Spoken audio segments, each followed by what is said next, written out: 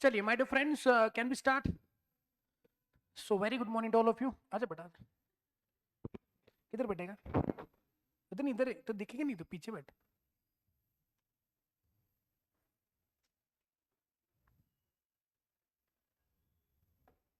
हम सोच रहे थे वुमेन स्पेशल बैच बनाए, लेकिन तू आ गया तो पूरा प्लान गड़बड़ हो गया अभी। चलिए तो फ्रेंड्स आगे बढ़ सकते हैं। चलिए, तो अब तक हमने निगोशिएबल इंस्ट्रूमेंट एक्ट के अंदर क्या कुछ देखा हुआ है उसको एक बार रिवाइज करेंगे और फिर हम लोग आगे बढ़ेंगे। तो बेसिकली हमने निगोशिएबल इंस्ट्रूमेंट एक्ट के अंदर पहले निगोशिएबल इंस्ट्रूमेंट्स का मतलब समझा था। What is negotiable? It is transferable. And what is instrument? The document which creates the rights and liabilities over the person. And ऐसा इंस्ट्रूमेंट जो जिस किसी अदर पर्सन को ट्रांसफर किया जा सकता है उसको निगोशिएबल इंस्ट्रूमेंट कहते हैं। और निगोशिएबल इंस्ट्रूमेंट एक्ट के अंदर 4 निगोशिएबल इंस्ट्रूमेंट्स बोले हैं। Number 1 is a promissory note, number 2 is a bill of exchange, and number 3 क्या बोलो? चेक। सही बात है। फिर उसके बाद इंडिविजुअली हम सबको डिस्कस करना है। उसके पहले हमने देखा था कि निगोशिएबल इंस्ट्रूमेंट्स के कैरेक्टरिस्टिक्स क्या होते हैं। क्या कैरेक्टरिस्टिक्स होते हैं? अगर ये कैरेक्टरिस्टिक्स आपको क्लियर है तो हर एक निगोशिएबल इंस्ट्रूमेंट यानी कि cheque, promissory note, bill of exchange के कैरेक्टरिस्टिक्स को लिखना आसान है। बताएंगे हमेशा निगोशिएबल इंस्ट्रूमेंट राइटिंग में होगा? The answer is yes. Number 2, क्या वो साइन होगा? यस। क्या वो फ्रीली ट्रांसफरेबल है? यस। कितनी बार ट्रांसफर करेंगे? इन्फिनिटम ट्रांसफर करेंगे। उसके बाद बताएंगे क्या इसके अंदर अगर मेरा प्रॉमिसरी नोट है तो अनकंडीशनल प्रॉमिस होगा? यस। अगर मान लो बिल ऑफ एक्सचेंज है तो अनकंडीशनल ऑर्डर होगा? The answer is yes. उसके बाद बताएंगे उसके अंदर का जो सम पेएबल है या फिर पार्टीज है या टाइम है वो सर्टेन होना चाहिए? Yes. And last one, the instrument has to be delivered to the another person, तभी वो क्या होगा? ट्रांसफरेबल माना जाएगा। तो इसको क्या बोलते हैं? Essential characteristics of negotiable instrument. उसके अंदर पहला इंस्ट्रूमेंट था promissory note. What is promissory note? It is again an instrument in writing. जो कैरेक्टरिस्टिक आपके निगोशिएबल इंस्ट्रूमेंट का है वही प्रॉमिसरी नोट का भी होगा, क्योंकि प्रॉमिसरी नोट एक निगोशिएबल इंस्ट्रूमेंट है। हाँ कि ना? तो promissory note is an instrument in writing जिसके अंदर क्या होगा? Unconditional undertaking which is signed by the maker to pay a certain sum of money only to the person और टू हिज ऑर्डर और to the bearer of the instrument. और इसके अंदर मैंने कुछ काट के दिया था आपको, that is bank note and currency note. बताएंगे आज इंडिया में बैंक नोट हो या करेंसी नोट हो, उसको इश्यू करने का अथॉरिटी या उसके साथ डील करने का अथॉरिटी या उसके बारे में कायदे कानून बनाने का अथॉरिटी किसका है? किसका है? आरबीआई का है। बताएंगे क्या कभी प्रॉमिसरी नोट आपकी बियरर प्रॉमिस नोट होती है? The answer is no. Promise note कभी भी बियरर नहीं होती है। अगर वो बियरर होना है तो वो करेंसी नोट होना पड़ेगा, और करेंसी नोट को आपको अगर गाइड करना है या डायरेक्ट करना है या रेगुलेट करना है तो उसकी अथॉरिटी किसके पास है? बस और बस एक आरबीआई के पास है। उसके बाद फिर प्रॉमिस नोट का एक स्पेसिमन आया हुआ था। ये स्पेसिमन आपके लिए एग्जामिनेशन पॉइंट ऑफ व्यू से इंपॉर्टेंट हो सकता है। पार्टीज कौन है? Maker. Who is the maker? The person who makes the promissory note. Who is the makee? Not the make, it is a pay. Who is the pay? The person to whom the promise note is payable. उसके बाद characteristics क्या थे? Writing में होना चाहिए, express promise होना चाहिए, promise हमेशा डेफिनेट और अनकंडीशनल होना चाहिए, it should be sign by the maker. क्या पे करना चाहिए? हमेशा पैसा ही पे करना चाहिए, पैसा सर्टन होना चाहिए, मेकर एंड पे must be certain and it must B stamped. उसके बाद था बिल ऑफ एक्सचेंज। बताएंगे प्रॉमिस नोट में प्रॉमिस होता है, बिल ऑफ एक्सचेंज में क्या होता है? बिल ऑफ एक्सचेंज में ऑर्डर होता है। तो it is an instrument in writing जिसके अंदर अनकंडीशनल ऑर्डर है। जो साइन करेगा अगेन कौन? ड्रॉवर। बताएंगे बिल ऑफ एक्सचेंज को एक्सेप्टेंस की गरज होती है। अगर ये after side bill of exchange है तभी एक्सेप्टेंस की गरज है, अदरवाइज बिल ऑफ एक्सचेंज को एक्सेप्टेंस की गरज नहीं होती है। इसीलिए डेफिनेशन के अंदर कभी ये नहीं लिखा है that it must be signed by the drawer, it must be signed by drawer, that is the maker only, हमेशा कंपल्सरी। और वो डायरेक्ट कर रहा है क्या? To pay a certain sum of money to certain person और to his order और to the bearer of the instrument. सही बात है। और ये आपका स्पेसिमन, स्पेसिमन भी आपके लिए इंपॉर्टेंट हो सकता है। उसके बाद आप पार्टीज। बताएंगे drawer. Drawer means the person who draws the bill. Who is the drawee? जिसके ऊपर बिल बनाया गया है, मतलब the person who is liable to pay and who is payee. Payee could be the third person. Usually drawer and payee same हो सकते हैं, yes, लेकिन ड्रॉवर अगर किसी और पर्सन को पे करवाना चाहता है तो पे डिफरेंट हो सकता है। The answer is yes. फिर it's in the characteristics, it must be in writing, express order to pay, order must be definite and unconditional, it must be signed by the drawer, then drawer drawee payee must be certain. सही बात है। उसके बाद some certain होना चाहिए, order किसका होना चाहिए, only to pay money only, and it must be stamp. Clear मेरी बात? उसके बाद आपका क्या बोलो, that is the cheque. What is a cheque? ये फिर उसके बाद एक डिफरेंस था promise note and bill of exchange के अंदर। इसको एक बार आप इंपॉर्टेंट मार्क करेंगे, एग्जाम के पहले दिन इसको रिवाइज करके जरूर आप जाएंगे, ठीक है। चलिए उसके बाद आया था चेक। बताएंगे चेक क्या एक बिल ऑफ एक्सचेंज है? यस, लेकिन चेक बिल ऑफ एक्सचेंज है, लेकिन ड्रॉ किस पे किया जाता है? Only on the specified banker. किसी और के ऊपर बिल बनाया, सॉरी, चेक बनाया नहीं जा सकता है। तो चेक के अंदर ड्रॉ भी हमेशा कौन होगा? चेक के अंदर ड्रॉ भी हमेशा बैंक ही होगा। तो cheque is a bill of exchange drawn on a specified banker. आगे वाला पॉइंट इंपॉर्टेंट है, not express to be payable otherwise than on demand. का मतलब क्या होता है कि ये कभी भी डिमांड को छोड़ करके और किसी तरीके से पे नहीं किया जाएगा।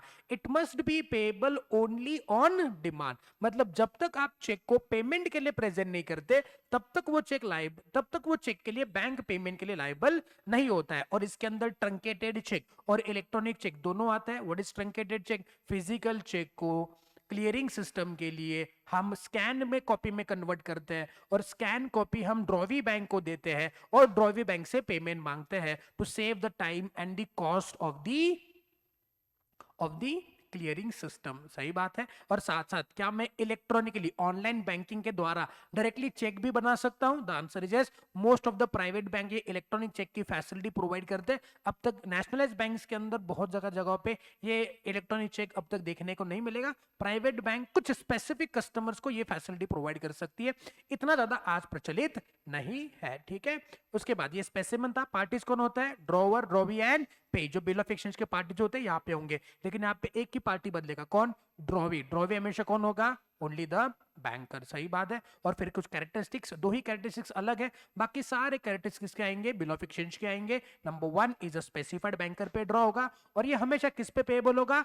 ऑन डिमांड पेबल होगा। उसके बाद फिर हमने देखा था कि किसी भी प्रकार का इंस्ट्रूमेंट हो वो 4 प्रकार का हो सकता है। एक तो वो बियरर होता है, या फिर ऑर्डर होता है, या फिर वो टाइम होता है, या फिर डिमांड होता है। सही बात है। वो ऑर्डर प्लस टाइम हो सकता है, वो ऑर्डर प्लस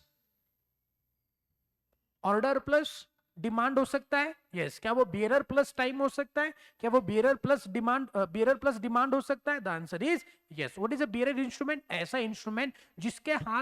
इंस्ट्रूमेंट जो पेबल होगा टू द पर्सन जो उसका होल्डर है। What is the order instrument? जिसका नाम उस इंस्ट्रूमेंट पे लिखा जाएगा, या उसके ऑर्डर पे अगर पे करा जा रहा है तो उसको हम लोग क्या बोलते हैं? Order instrument. What is time instrument? जहां पे condition for payment of the instrument has been stated in the instrument itself, यानी कि उसका हम लोग मैच्योरिटी डेट कैलकुलेट कर सकते हैं। और जो ऐसा इंस्ट्रूमेंट जो डिमांड, मतलब क्या है? जो बस डिमांड पे पेबल होगा, उसको क्या बोलते हैं हम लोग? Demand instrument. उसके बहुत सारे प्रकार के वर्डिंग्स हो सकते हैं जिसके वजह से डिमांड और bearer, time and order instrument जो है वो हम लोग बना सकते हैं। उसकी तो बातें आपके सिलेबस में नहीं है, जितना समझने के लिए जरूरी था उतना मैंने आपको लिखवा के दिया हुआ है। आगे बढ़ सकते हैं हम लोग। चलिए उसके बाद ये तो मैंने आपको नहीं पढ़ा, ये आज का आपका डिस्कशन होने वाला है। आगे बढ़ते हैं। फिर हमने देखा था क्या? That is the dishonour of the cheque. तो बताएंगे अगर मान लो मैंने आपको चेक इशू किया और अगर वो चेक मेरी बैंक ने डिसऑनर किया क्योंकि मेरे अकाउंट में पैसे नहीं है, क्या बताएंगे? 130 का पेनल्टी आपके ऊपर लग जाएगा? The answer is yes. लेकिन उसके लिए कंडीशंस क्या है? ओके, एक बार कंडीशंस को फटाफट रिवाइज करते हैं। सेक्शन 138 आपके लिए इंपॉर्टेंट हो सकता है। तो बताएंगे मुझको, अगर मान लो आज कोई चेक डिसऑनर होता है due to non payment and due to what? The insufficiency of the fund, तो बताएंगे क्या इन दैट केस पेनल्टी लग सकती है? यस। तो 138 का पेनल्टी अट्रैक्ट करने के लिए कौन कौन सी कंडीशन है? नंबर 1, चेक किसके लिए इशू हो रहा है? For the purpose of payment. Number 2, cheque किसको इशू हुआ है? किसी और पर्सन को। अच्छा, चेक इशू करने का रीजन क्या है? कि मैं किसी डेट या किसी लायबिलिटी को पे कर रहा हूं और वो चेक क्या हो चुका है? रिटर्न हो चुका है। रीजन क्या है उसका? Due to insufficiency of the fund. अगर इनसफिशिएंसी ऑफ द फंड को छोड़ करके किसी और रीजन से अगर वो चेक डिसऑनर होता है तो बताएंगे क्या उस पे 138 का पेनल्टी लगेगा? The answer is no. अगर मैंने किसी डेट या लायबिलिटी को पे करने को छोड़ करके किसी डोनेशन, गिफ्ट या चैरिटी के लिए चेक इशू किया है और मेरा चेक इनसफिशिएंसी ऑफ फंड की वजह से डिसऑनर हुआ, तो बताएंगे क्या मेरे ऊपर 138 की पेनल्टी लगेगी? The answer is no. तो दो कंडीशंस बड़े ही इंपॉर्टेंट इंपॉर्टेंट इसके अंदर आपने याद करना है कि मैंने जो चेक है वो किसी डेट या लायबिलिटी को पे करने के लिए इशू किया है और उसका रिटर्न होने का रीजन क्या है, इनसफिशियंसी ऑफ द फंड। मेरा अगर सिग्नेचर गलत हुआ और सिग्नेचर गलत होने की वजह से चेक रिटर्न हुआ तो क्या 1/3 का पेनल्टी लगेगा? The answer is no. उसके अंदर एक नोट याद रखना है क्या, कि अगर मान लो मैंने चेक इशू किया और मैंने स्टॉप पेमेंट का इंस्ट्रक्शन अगर बैंक को दिया है तो क्या ये भी मेरा इनसफिशियंसी ऑफ फंड की तरह ही रीजन माना जाएगा? The answer is yes. और मैंने स्टॉप पेमेंट का इंस्ट्रक्शन पे अगर चेक बाउंस हो गया तो क्या उसके लिए 1/3 का पेनल्टी लग सकता है? The answer is yes. What is the penalty for that? मेरे को मैक्सिमम 2 साल की सजा हो सकती है और 2 times of amount of cheque लग सकता है या फिर दोनों भी लग सकते हैं। आपने लगान मूवी देखा है? हैव यू सीन लगान मूवी? कितने लोगों ने नहीं देखा है लगान? लगान नहीं देखा, Lagaan, Lagaan no, oh my God, you haven't seen Lagaan? नहीं देखा है? चलो ठीक है, लगान मूवी क्या है वो तो पता है, बेसिक आइडिया? नो? लगान मूवी क्या है, बेसिक आइडिया क्या है? बेसिक आइडिया क्या है लगान का? नो? नो? फिर छोड़ो, उसका एक्सप्लेनेशन देने का मतलब ही नहीं बनता है। लगान मूवी के अंदर क्या है कि ब्रिटिशर्स के ज़माने का एक प्लॉट है उस मूवी का। उसके अंदर एक गांव होता है चंपानेर नाम का, जो कच्छ के इलाके में, गुजरात के कच्छ के इलाके का एक छोटा सा कस्बा होता है। और आपको जैसे पता है कि ब्रिटिशर्स लोग आपके ऊपर टैक्स लगाते थे, टैक्स को बोलते हैं लगान। ओके, टैक्स को बोलते हैं लगान। तो वहाँ पे ना बारिश होती है, आपको पता है कच्छ का इलाका जो होता है पूरा ड्रॉट प्रोन एरिया है, तो वहाँ पे बारिश विरिश तो होती है नहीं। तो बारिश नहीं हो रही तो फसल नहीं हो रही, फसल नहीं हो रही तो फिर कहाँ से हम लोग लगान देंगे? लेकिन ब्रिटिशर्स क्या करते थे, लगान तो हम लोग वसूल करेंगे, आपका इतना जमीन है तो इस जमीन पे इतना लगान आपको देना पड़ेगा। तो उनके भेड़ बकरी जो भी जितना भी उनका अनाज वगैरह उनका बचा हुआ है वो सब वो लेके जाते थे, इन शॉर्ट एक्सप्लॉइटेशन करते थे। तो वहाँ के लोग बड़ी परेशान हो गए, किससे? ब्रिटिशर से परेशान हो गए। तो एक दिन ऐसे ही वो लोग है ना मिल के राजा जी के पास जाने वाले थे ब्रिटिशर्स को मिलने के लिए कि हमारा लगान माफ कर दो। तो जब जाते तो वहाँ पे क्रिकेट मैच शुरू होता है उन लोगों का, तो देख करके लोग बोलते ये क्या खेल रहे हैं? तो फिर कुछ हो जाता है, इधर उधर ऊंच नीच हो जाती है, राजा जी को मिलते हैं। फिर जो आमिर खान होता है मूवी का जो हीरो होता है वो उनके क्रिकेट के गेम को बुरा बुरा बोलता है, बोले ये क्या है, ये ऐसा वैसा वैसा। तो फिर उनको बुरा लगता है, किसको? जो उनका उस कस्बे का जो हेड होता है ब्रिटिशर्स का, उसको बुरा लगता है। वो उनके टीम का कैप्टन भी होता है क्रिकेट का, उसको पता है कि ब्रिटिशर्स का गेम है, इंग्लैंड का गेम है क्रिकेट, तो उसको बुरा लगता है, बोले हमारे गेम को बोला इसने। तो वो क्या बोलता है, उस आमिर खान को क्या बोलता है, बोले तू इधर आ। बोलता है कि अगर तूने हमको इस खेल में हरा दिया, हमारा मैच होगा, अगर तुमने हमको इस खेल में हरा दिया तो मैं तुम्हारा नहीं पूरे प्रांत का लगान माफ कर दूंगा। इस साल का नहीं, अगले 2 साल का, मतलब इस साल का अगले 2 साल का, मतलब 3 साल का लगान माफ कर दूंगा। और अगर तुम हार गए तो तुमको हमको हर साल का 2 गुना लगान देना पड़ेगा। कितना? मतलब अगर तुम जीते तो 3 साल का लगान माफ, मतलब 3 साल तुमको कोई टैक्स देना नहीं पड़ेगा। और अगर मान लो तुम हार गए तो तुमको क्या देना पड़ेगा? 2 गुना लगान देना पड़ेगा। तो ब्रिटिशर है, तो ब्रिटिशर अपने एक्सेंट में बोलेगा, वो यहाँ पे रहता है तो उसको थोड़ा बहुत हिंदी आता है, तो वो हिंदी पे अपने ब्रिटिश एक्सेंट में बोलता है।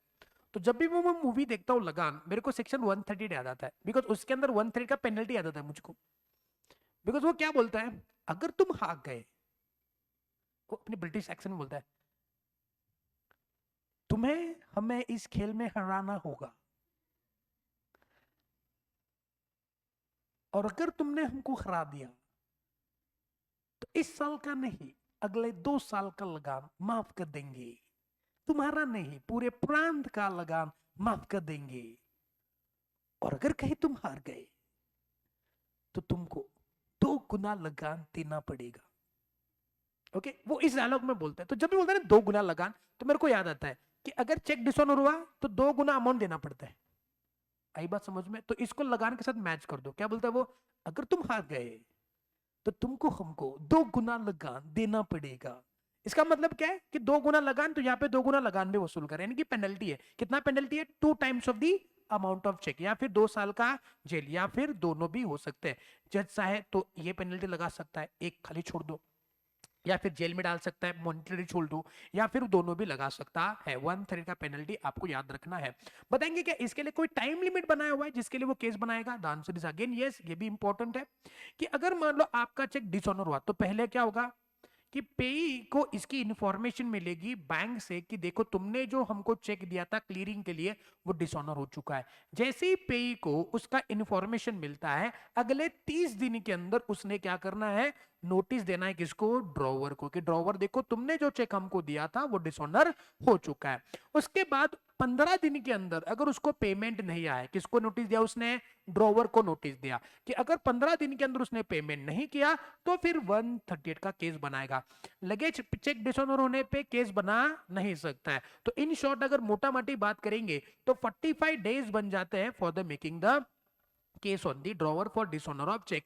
30 दिन नोटिस देने के और 15 दिन पेमेंट का वेट करने के लिए। आई बात समझ में? लगेज चेक डिसऑनर हुआ तो लगेज केस फाइल कर दिया, ऐसा नहीं हो सकता। भाई और बहनों, एनी डाउट सो फार? एनी डाउट सो फार? क्लियर मेरी बात? चलिए उसके बाद चेक के बाद हमने डिस्कस करना शुरू करा था, दैट इज द डिफेंस। हाँ, एक छोटी सी बात है यहाँ पे कि बताएंगे जब चेक इशू किया था तो ड्रॉवर ने ये कहा कि जब चेक मैंने इशू किया था तो मेरे दिमाग में ये बिल्कुल भी नहीं था कि cheque insufficiency of the fund की वजह से डिसऑनर हो जाएगा। तो मेरा दिमाग में बिल्कुल नहीं था कि मैं तुम्हारा नुकसान करवाऊं, इसलिए मुझको छोड़ दो। क्या इस बिना पे उसको छोड़ा जा सकता है? एक बार उसने चेक इशू किया है तो उसकी जिम्मेवारी बनती है कि वो 3 महीने तक अपने अकाउंट में उस चेक की अमाउंट के जितना अमाउंट सफिशियंट रखे। अगर नहीं रखता है, भले उसके दिमाग में ऐसा नहीं था कि वो चेक डिसऑनर हो जाए, लेकिन फिर भी उसके ऊपर 1/3 का पेनल्टी लग जाएगा। सही बात है। उसके बाद हमने डिस्कस करना शुरू किया था प्रेजेंटमेंट ऑफ द इंस्ट्रूमेंट। बताएंगे इंस्ट्रूमेंट जो होता है वो दो चीजों के जो तरीके के लिए या दो रीजंस की वजह से प्रेजेंट होता है। पहला प्रेजेंटमेंट किसके लिए होता है? Presentment for the purpose of acceptance. और दूसरा किसके लिए होता है? Presentment for the purpose of payment. अगर कोई after side bill of exchange है तो क्या उसको एक्सेप्टेंस के लिए प्रेजेंट करना जरूरी है? यस। अगर मान लो एक्सेप्ट हो गया तो फिर हम उसको प्रेजेंट करेंगे for the purpose of payment. अगर मान लो उसको हमने प्रेजेंट किया फॉर एक्सेप्टेंस और एक्सेप्टेंस नहीं मिला तो उस समय पे वो बिल क्या हो जाएगा? Dishonour by way of non acceptance. और अगर वो पेमेंट के लिए प्रेजेंट हुआ और पेमेंट नहीं हुआ तो dishonour by way of non payment. बताएंगे यहां तक सारी बातें क्लियर है? यहां तक सारी बातें क्लियर है? चलिए आगे बढ़ेंगे। Now when I talk about presentment for the acceptance, और मैंने कहा कि 10 डेज आफ्टर साइट, तो आप कैलकुलेशन ऑफ मैच्योरिटी डेज कैसे करोगे? 10 डेज आफ्टर साइट, तो आप कैलकुलेशन कैसे करोगे? शांति से जवाब देना। इस बात को हम ऑलरेडी भी डिस्कस कर चुके हैं। मैंने कहा डेट ऑफ द इंस्ट्रूमेंट है या date of the bill of exchange है 1 सितंबर 24। मैंने बोला 10 days after sight, 10 days after sight. तो आप मुझको बताएंगे what is the maturity date of this negotiable instrument?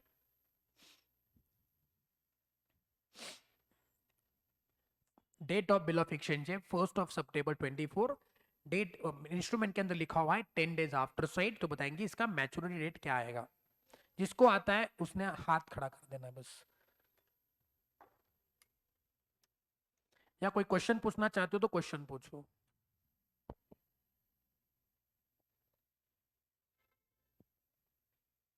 किसको कुछ क्वेश्चन पूछने? अब बेटा वेरी गुड। तो आप मुझको पूछेगा सर डेट ऑफ एक्सेप्टेंस क्या छे? बिकॉज अगर डेट ऑफ एक्सेप्टेंस ही नहीं पता चलेगा तो 10 दिन कहां से कैलकुलेट करोगे? यहां से? यहां से नहीं, 10 दिन आपको कहां से कैलकुलेट करने होंगे? From the date of acceptance. मैंने कहा मैंने एक्सेप्टेंस के लिए रखा 10 सितंबर 24। तो बताएंगे what is the date of maturity? 10 days कहां से? 10 तारीख से कि 1 तारीख से? 10 तारीख से। तो 10 दिन कैलकुलेट करो, कितना आएगा? 20 के अंदर 3 दिन ऐड करना है, मतलब कितना हो गया? 23 सितंबर 24। भाई और बहनों पॉइंट क्लियर है? तो this is how the maturity is calculated. सही बात। अगर मान लो बिल ऑफ एक्सचेंज जो आफ्टर साइड पेएबल है और उसको हमने कभी एक्सेप्टेंस के लिए प्रेजेंट ही नहीं करा तो क्या ड्रॉवी कभी उस पर लाइबल होगा? सवाल समझेगा मैंने क्या बोला?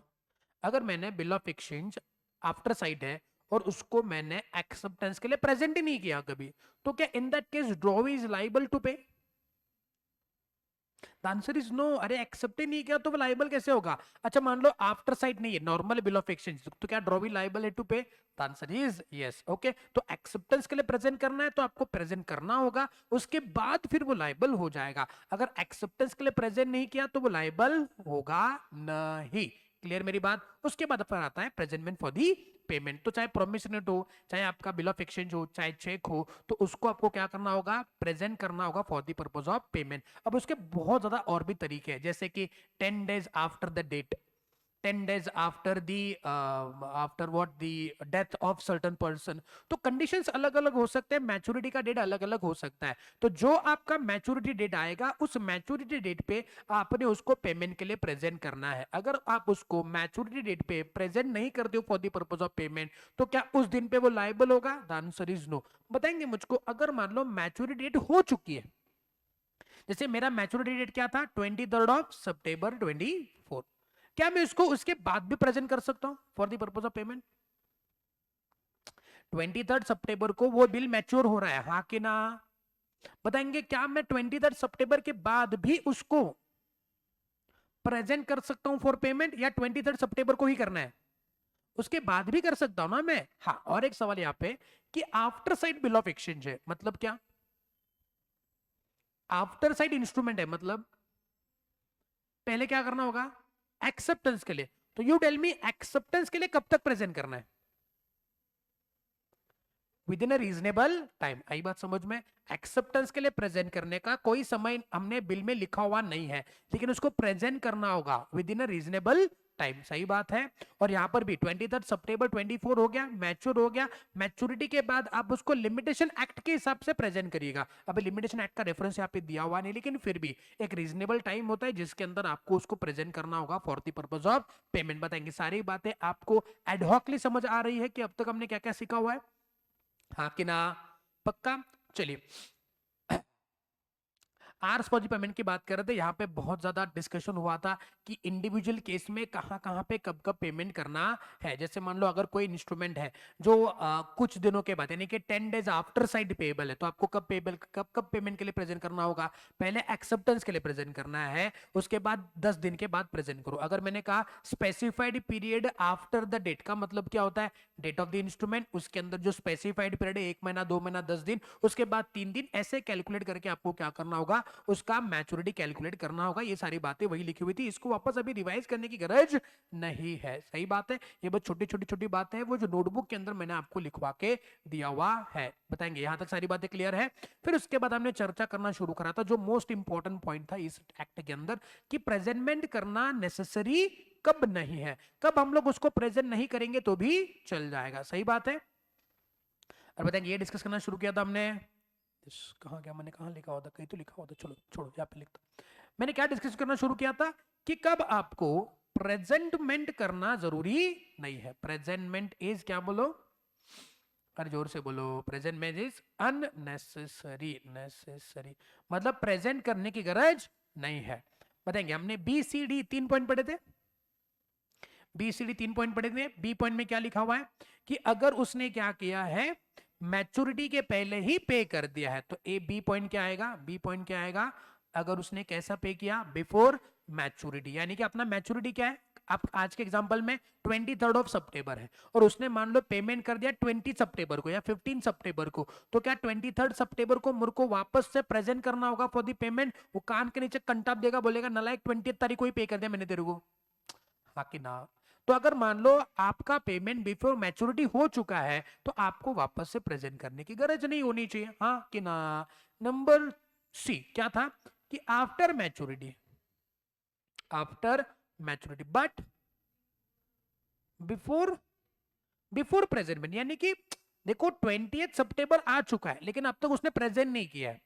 वो सोचा कि चलिए काम करते 30 सितंबर को प्रेजेंट करता हूं, लेकिन सामने वाले पर्सन बोला कि अरे 20 सितंबर हो चुका है, मेरे को पेमेंट करना होगा, उसने 25 सितंबर को ही पे कर दिया, तो क्या मुझको अभी वापस उसको प्रेजेंट करना होगा? अरे वो खुद आके पे कर रहा है। तो इन दैट केस दोनों केस में क्या हो रहा है कि ड्रॉवी जो है वो पेमेंट कर रहा है, ड्रॉवी जो है वो पेमेंट कर रहा है, तो ड्रॉवी पेमेंट कर रहा है तो उसको खुद से ऑन हिज ओन ड्रॉवी अगर ऑन हिज ओन पेमेंट कर रहा है तो आपको प्रेजेंट फॉर पेमेंट करने की गरज नहीं है। एक तो वो बिफोर मैच्योरिटी पे कर रहा है या आफ्टर मैच्योरिटी पे कर रहा है बिफोर दी प्रेजेंटमेंट। अच्छा, प्रेजेंटमेंट करके पेमेंट कर रहा है तो ये तो सवाल ही पैदा नहीं होता है प्रेजेंट करो कि नहीं करो। मैं बात कर रहा हूं कि प्रेजेंटमेंट करना जरूरी नहीं है। कब? अगर बिफोर मैच्योरिटी पे करेगा या फिर after maturity but before the presentment. सही बात है। और पॉइंट नंबर डी किस बात का था कि अगर मान लो आपके प्रेजेंट ना करने से ड्रॉवर को कोई नुकसान होने वाला नहीं है तो no damage to drawer, no damage to drawer. तो इन दैट केस बिना प्रेजेंट करे भी पेमेंट आ सकता है। ओके, पॉइंट नंबर डी बस याद करना है, नो डैमेज टू ड्रॉवर। उसके अंदर लॉजिक कुछ याद करने की गरज नहीं है। पॉइंट नंबर बी और सी के अंदर लॉजिकल हो सकता है। पॉइंट नंबर डी को ऐसे याद करना, दैट इज कि there is a no actual damages to the drawer in case if he do not present for payment। Payment के लिए प्रेजेंट नहीं करेगा फिर भी उसको कोई नुकसान होने वाला नहीं है तो प्रेजेंटमेंट करने का गरज भी नहीं है। सही बात। अरे झेप लगा। ओके, अब बात करते किसकी? पॉइंट नंबर ए के। यहाँ पे देखिए point number A. Point number ए में वापस आपके पास 4 पॉइंट आते हैं। नंबर 1, शांति से सुनिएगा। अगर मेकर कौन से केस में? वेरी गुड, प्रॉमिसरी नोट के केस में। ड्रॉवी किसके केस में? और एक्सेप्टर किस केस में? बिल ऑफ एक्सचेंज में। ओके, इसके अंदर चेक भी आ जाएगा। Bill of exchange include cheque. हमने किसके पर्सन के नाम लिया? हम ये कौन से बंदे को बात कर रहे हैं? जो पर्सन लाइबल होते हैं टू पे। प्रॉमिस नोट में मेकर लाइबल होता है, बिल ऑफ एक्सचेंज में ड्रॉवी या फिर एक्सेप्टर लाइबल होता है। तो जो पर्सन लाइबल टू पे होता है, इफ ही इंटेंशनली जानबूझ करके प्रिवेंट करता है क्या? Presentment of the instrument. क्या बोला? ऐसा कोई भी पर्सन जो निगोशिएबल इंस्ट्रूमेंट पे लाइबल टू पे होता है, अगर वो जानबूझ करके प्रिवेंट करता है कि उसको इंस्ट्रूमेंट प्रेजेंट ही ना हो for the purpose of payment. For example उसने कहा है क्या कि 10 days after the date pay me और my order sum of rupees so and so. Bill of exchange आया, एक्सेप्ट हुआ और बिल ऑफ एक्सचेंज अभी ड्रॉवर के पास आया। उसने बोला हाँ एक काम करो, मेरे को है ना होटल ग्रीनलैंड में मिलो, वहां पे मैं तुमको पेमेंट करूंगा। तो बंदा जाके 6 बजे से बैठा हुआ है, अगले दिन का 6 बजे लेकिन वापस नहीं आया। मतलब जानबूझ के कर रहा है ना। बोले अरे यार नहीं, कल वो थोड़ा सा गड़बड़ हो गया, I was out of coverage and I couldn't able to communicate to you. एक काम करना, कल वापस आना उसी समय पे उसी जगह पे, कॉफी पियेंगे, आ जाना। तो बंदा ड्रॉवर जो है वो अगले दिन वापस ग्रीनलैंड होटल में शाम के 6 बजे पहुंच गया, लेकिन अगेन उस दिन पे नहीं आया। It means he intentionally doing so. या ड्यू डेट आने के टाइम पे वो यहां से भाग गया, जैसे विजय मल्ल्या भाग गया लंदन, हाँ कि ना? तो बताएंगे वो इंटेंशनली कर रहा है ना। तो अगर मान लो जो पर्सन उस इंस्ट्रूमेंट पे पेबल पे करने के लिए लायबल है, अगर वो जानबूझ करके प्रेजेंटमेंट उसको हो इस बात से परहेज कर रहा है या इस बात को रोक रहा है, prevents to get instrument presented to him, जानबूझ करके उसको इंस्ट्रूमेंट प्रेजेंट ना हो, कुछ ऐसी हरकतें कर रहा है, तो बताएंगे इन दैट केस प्रेजेंटमेंट करना जरूरी है। डायरेक्ट डिसऑनर ट्रीट करके केस ठोकेगा। ये उसका इफेक्ट है। आई बात समझ में? तो अगर मैं कोशिश करने के बाद भी ड्रॉवी या मेकर उसको प्रेजेंट करने से रोक रहा है, मुझको प्रेजेंट ना हो, बिकॉज प्रेजेंट होगा तभी लायबल होगा ना। हमने देखा था कि अगर आपको एक्सेप्टेंस के लिए प्रेजेंट करना है तो पहले एक्सेप्टेंस के लिए प्रेजेंट करो, तभी वो लायबल होगा। अगर पेमेंट के लिए प्रेजेंट करना है तो करना होगा, उसके बाद ही लायबल होगा ना। बिना प्रेजेंट किए, चाहे एक्सेप्टेंस हो चाहे पेमेंट हो, कैसे वो पर्सन एक्सेप्ट या पे करे? लेकिन अगर जो पर्सन उस पे लायबल है, अगर वो मुझको उस इंस्ट्रूमेंट को प्रेजेंट करने से इंटेंशनली प्रिवेंट कर रहा है, whatever by doing whatever activities, तो बताएंगे मेरे को अभी प्रेजेंट करने की लायबिलिटी आएगी नहीं, मैं डायरेक्टली केस ठोक दूंगा। The answer is yes. बताएंगे ये पॉइंट क्लियर है? तो पहला पॉइंट क्या आएगा? दैट इज कि maker or the drawee or the acceptor intentionally prevent the other person to present the instrument to him. बात समझे? Number 2, if the instrument being payable at the place of the business, मतलब हमने लिखा है कि मैंने लिखा ड्रॉवर करके कि 2 months after the date pay me or my order a sum of rupees so and payment will be made at this place. किसके प्लेस पे? ड्रॉवी के प्लेस पे। ड्रॉवी बोला कि मैं पेमेंट करूंगा, मेरे प्लेस पे पेमेंट करूंगा, बिजनेस मेरे दुकान में आ जाना, पेमेंट लेके जा जाना। और फिर उसने क्या किया, इंटेंशनली उस दुकान को बंद कर दिया during the usual business hour. अब संडे को तो बंद ही होएगा ना, संडे को क्यों जाएगा? बोले नहीं, संडे को मैं आया था, तुम्हारा दुकान बंद था। अरे संडे को बंद ही होता है भाई, तो मंडे को आ जाना, मस्त नहा धो के आ जाना। हाँ, तो मंडे को आना था ना। यूजुअली बिजनेस तुम्हारा जिस दिन शुरू होता है उस दिन तुमने जानबूझ के बंद किया, क्यों? क्योंकि तुमको प्रेजेंट ना हो इसलिए। तो अगर कोई इंस्ट्रूमेंट किसी स्पेसिफिक प्लेस पे यानी कि बिजनेस प्लेस पे होना है, और अगर तुमने वो बिजनेस प्लेस जानबूझ के बंद कर दिया ऑन द बिजनेस डे, तो मेरे को अभी प्रेजेंट करने के लिए मेरे को इतने काम धंधे है क्या कि मैं तुम्हारे पास दुकान में आके बैठ जाऊं? डायरेक्ट केस दूंगा मैं। आई बात समझ में? Third one, if the instrument is payable at some other specified place, मतलब दुकान नहीं, किसी और स्पेसिफाइड प्लेस पे, देवी मां के मंदिर के सामने, काली पहाड़ी के पीछे। हमने लिखा कि 2 months after the date pay me और my order a sum of so and so at देवी मां के मंदिर के सामने, काली पहाड़ी के पीछे। देवी मां का आशीर्वाद लेंगे, पेमेंट रिसीव कर लेंगे। आ नीदर ही मतलब कौन? ही मतलब कौन? पार्टी लायबल रे, मेकर या फिर ड्रॉई, नॉर एनी पर्सन जो उसको पे करना था, मतलब जो पे करने के लिए लायबल है, अटेंड सच प्लेस, वो देवी मां के मंदिर के सामने आया नहीं, काली पहाड़ी के पीछे आया ही नहीं। समझे क्या क्या क्या हो रहा है? पहले वो क्या कर रहा है, इंटेंशनली प्रिवेंट कर रहा है to get that instrument presented to him. Number two, bill pay instrument payable है at at a business place, और उसने बिजनेस प्लेस को बंद किया। चलो बिजनेस प्लेस नहीं, किसी और स्पेसिफाइड प्लेस में, देवी मां के मंदिर के सामने, काली पहाड़ी के पीछे, ना वो आया ना उसका ऑथराइज रिप्रेजेंटेटिव आया। मजनू ने कहा लैला को कि मैं तुम्हारा वेट करूंगा, कहां पे? देवी मां के मंदिर के सामने, काली पहाड़ी के पीछे। लेकिन लैला आई नहीं। लैला तो लाला के साथ भाग गई, सॉरी लैला, जो भी है लैला नहीं आई। अरे हाँ कि ना, तो बताएंगे ना लैला आई ना लैला ने किसी और को भेजा। आई बात समझ में? And number 4, if the instrument is not being payable at a specified place, मतलब कोई प्लेस फिक्स्ड ही नहीं है, और हम किसको ढूंढ रहे हैं? लैला को ढूंढ रहे हैं, लैला मिल ही नहीं रही है। तो पहले लैला ने क्या किया? लैला ने क्या किया? लैला ने उसको इंस्ट्रूमेंट प्रेजेंट करने से प्रिवेंट किया।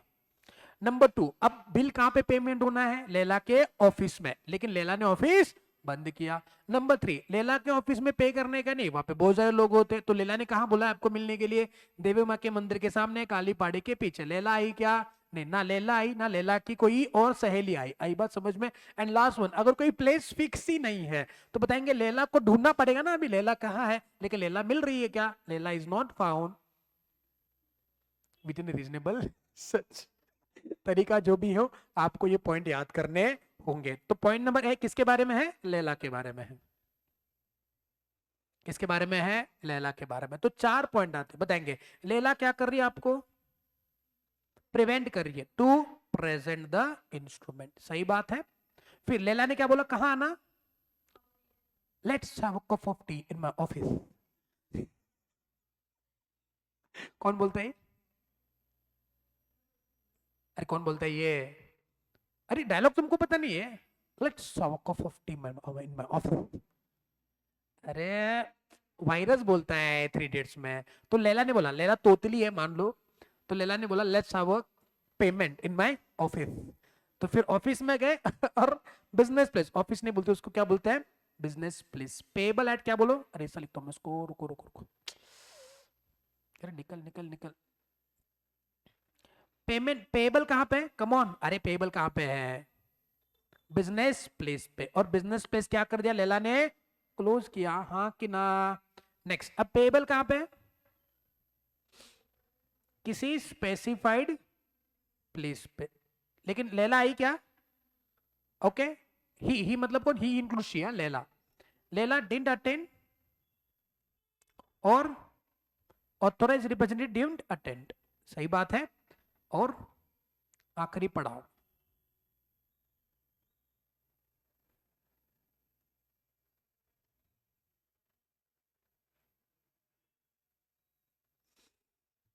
निकल यहां से।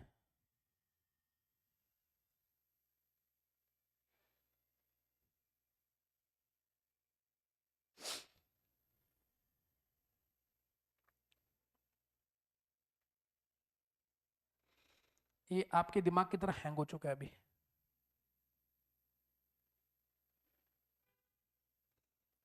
उसको। हाँ जी, एंड फोर्थ वन क्या था कि कोई प्लेस फिक्स नहीं है, प्लेस फिक्स नहीं है, यानी कि पेमेंट कहां पे होना है, उसका कोई प्लेस नॉट फिक्स्ड। और क्या हुआ, not found by reasonable search. सही बात है, बताएंगे पेमेंट करना जरूरी कब नहीं है, या सॉरी प्रेजेंटमेंट करना जरूरी कब नहीं है, उसके point number A, point number B, point number C, point number D. Clear है? ओके, अगर मान लो लैला ने पहले ही पेमेंट कर दिया, तो बिफोर मैच्योरिटी पेमेंट कर दिया, तो क्या प्रेजेंट करना जरूरी है? नहीं। लैला ने पेमेंट किया लेकिन कब? After maturity but before presentment, और मजनू को कोई नुकसान होने वाला नहीं है, तो फिर प्रेजेंट करना जरूरी है? नहीं। उसके बाद पॉइंट नंबर है, खतरनाक चीज है, लैला ने बोला, लैला ने क्या किया? प्रिवेंट किया, किसको? To get presented the payment. उसके बाद लैला ने कहा बुलाया? ऑफिस में बुलाया, लेकिन लैला ऑफिस को क्लोज करके बैठी हुई है। या फिर लैला ने कहा बुलाया आपको? Specified place. कहाँ है स्पेसिफाइड प्लेस? देवी माँ के मंदिर के सामने, काली पहाड़ी के पीछे। लैला आई, अपने किसी सहेली को भेजा? नहीं। या फिर कोई प्लेस ही फिक्स नहीं, तो अब लैला को ढूंढोगे? लैला मिली क्या? नहीं मिली, तो क्या प्रेजेंट करना जरूरी है? डायरेक्ट लैला पे केस ठोकोगे? हाँ कि ना? Start writing. हो गया। तरीका जो भी हो, आपको कॉन्सेप्ट याद होना चाहिए बस।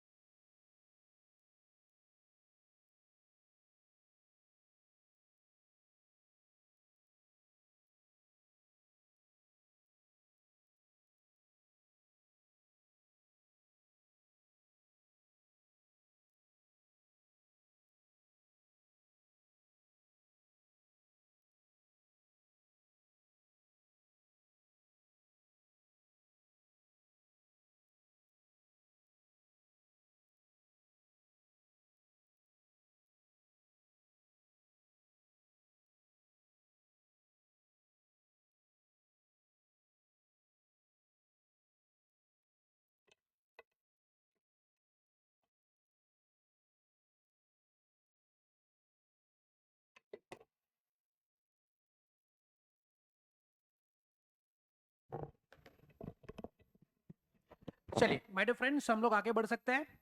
बताएंगे ये पॉइंट आपको क्लियर है? एग्जाम के लिए बहुत ही इंपॉर्टेंट क्वेश्चन बन सकता है। देखिए अभी सीन क्या है, this is your second examination जहां पे ये निगोशिएबल इंस्ट्रूमेंट एक्ट पे आपको टेस्ट किया जाएगा। तो वी कांट असेस कि कौन से टॉपिक इंपॉर्टेंट हो सकते हैं, कौन से टॉपिक इंपॉर्टेंट नहीं है, इसके अंदर किस पे सवाल बनेगा, किस पे नहीं बनेगा। मैं आपको सीए इंटरमीडिएट के क्वेश्चंस के हिसाब से बता रहा हूं कि किस पे सवाल इंटरमीडिएट के अंदर आए हुए हैं। अब उसका सीवियरिटी कितना होगा ये भी नहीं बता सकते। जैसे इंटर लेवल पे थोड़ा सा टफनेस बढ़ेगा क्वेश्चंस का, फाउंडेशन पे प्रोबेबली हो सकता है कि टफनेस को थोड़ा कम कर दे, लेकिन एज यू ऑल नो कि पिछली बार ये रिजल्ट कितना आया, 14% आया, तो प्रोबेबली वो टफनेस को उतना ही रखे और फिर आपको सवाल बना ले।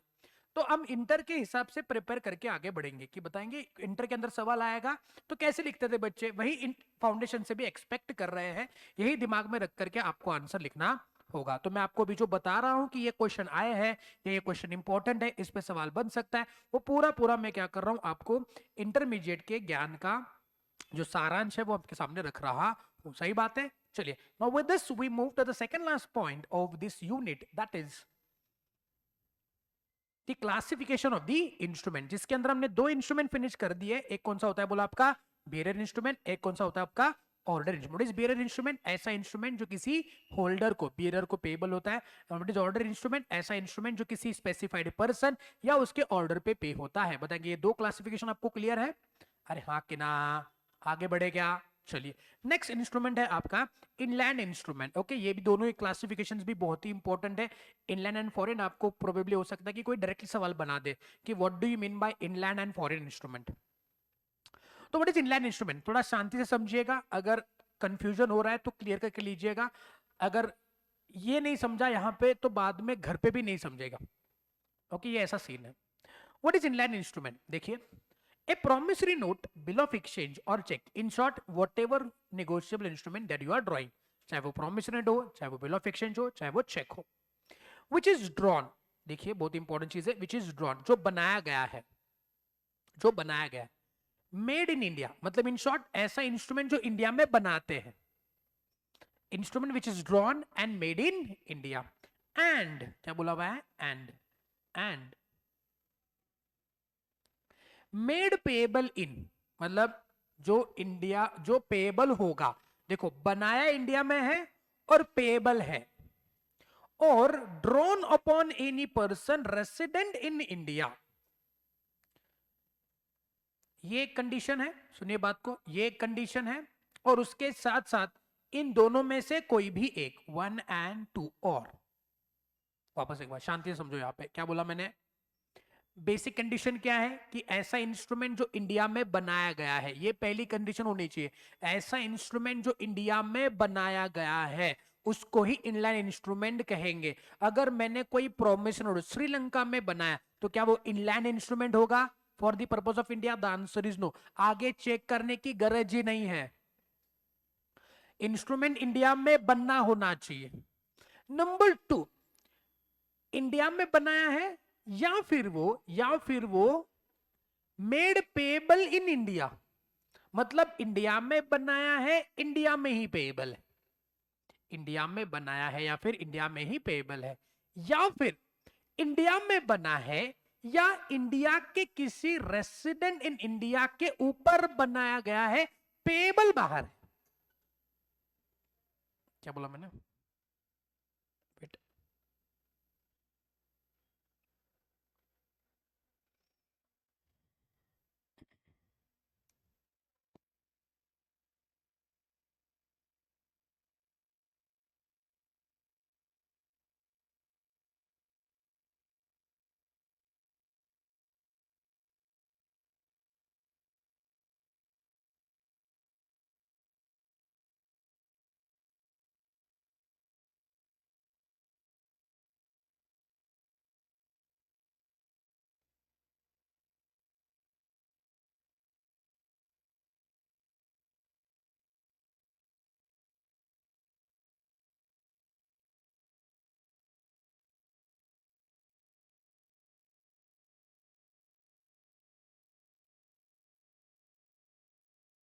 हाँ, तो मैं क्या बात कर रहा था कि किसी भी इंस्ट्रूमेंट को इनलैंड इंस्ट्रूमेंट कहने के लिए दो क्राइटेरिया है।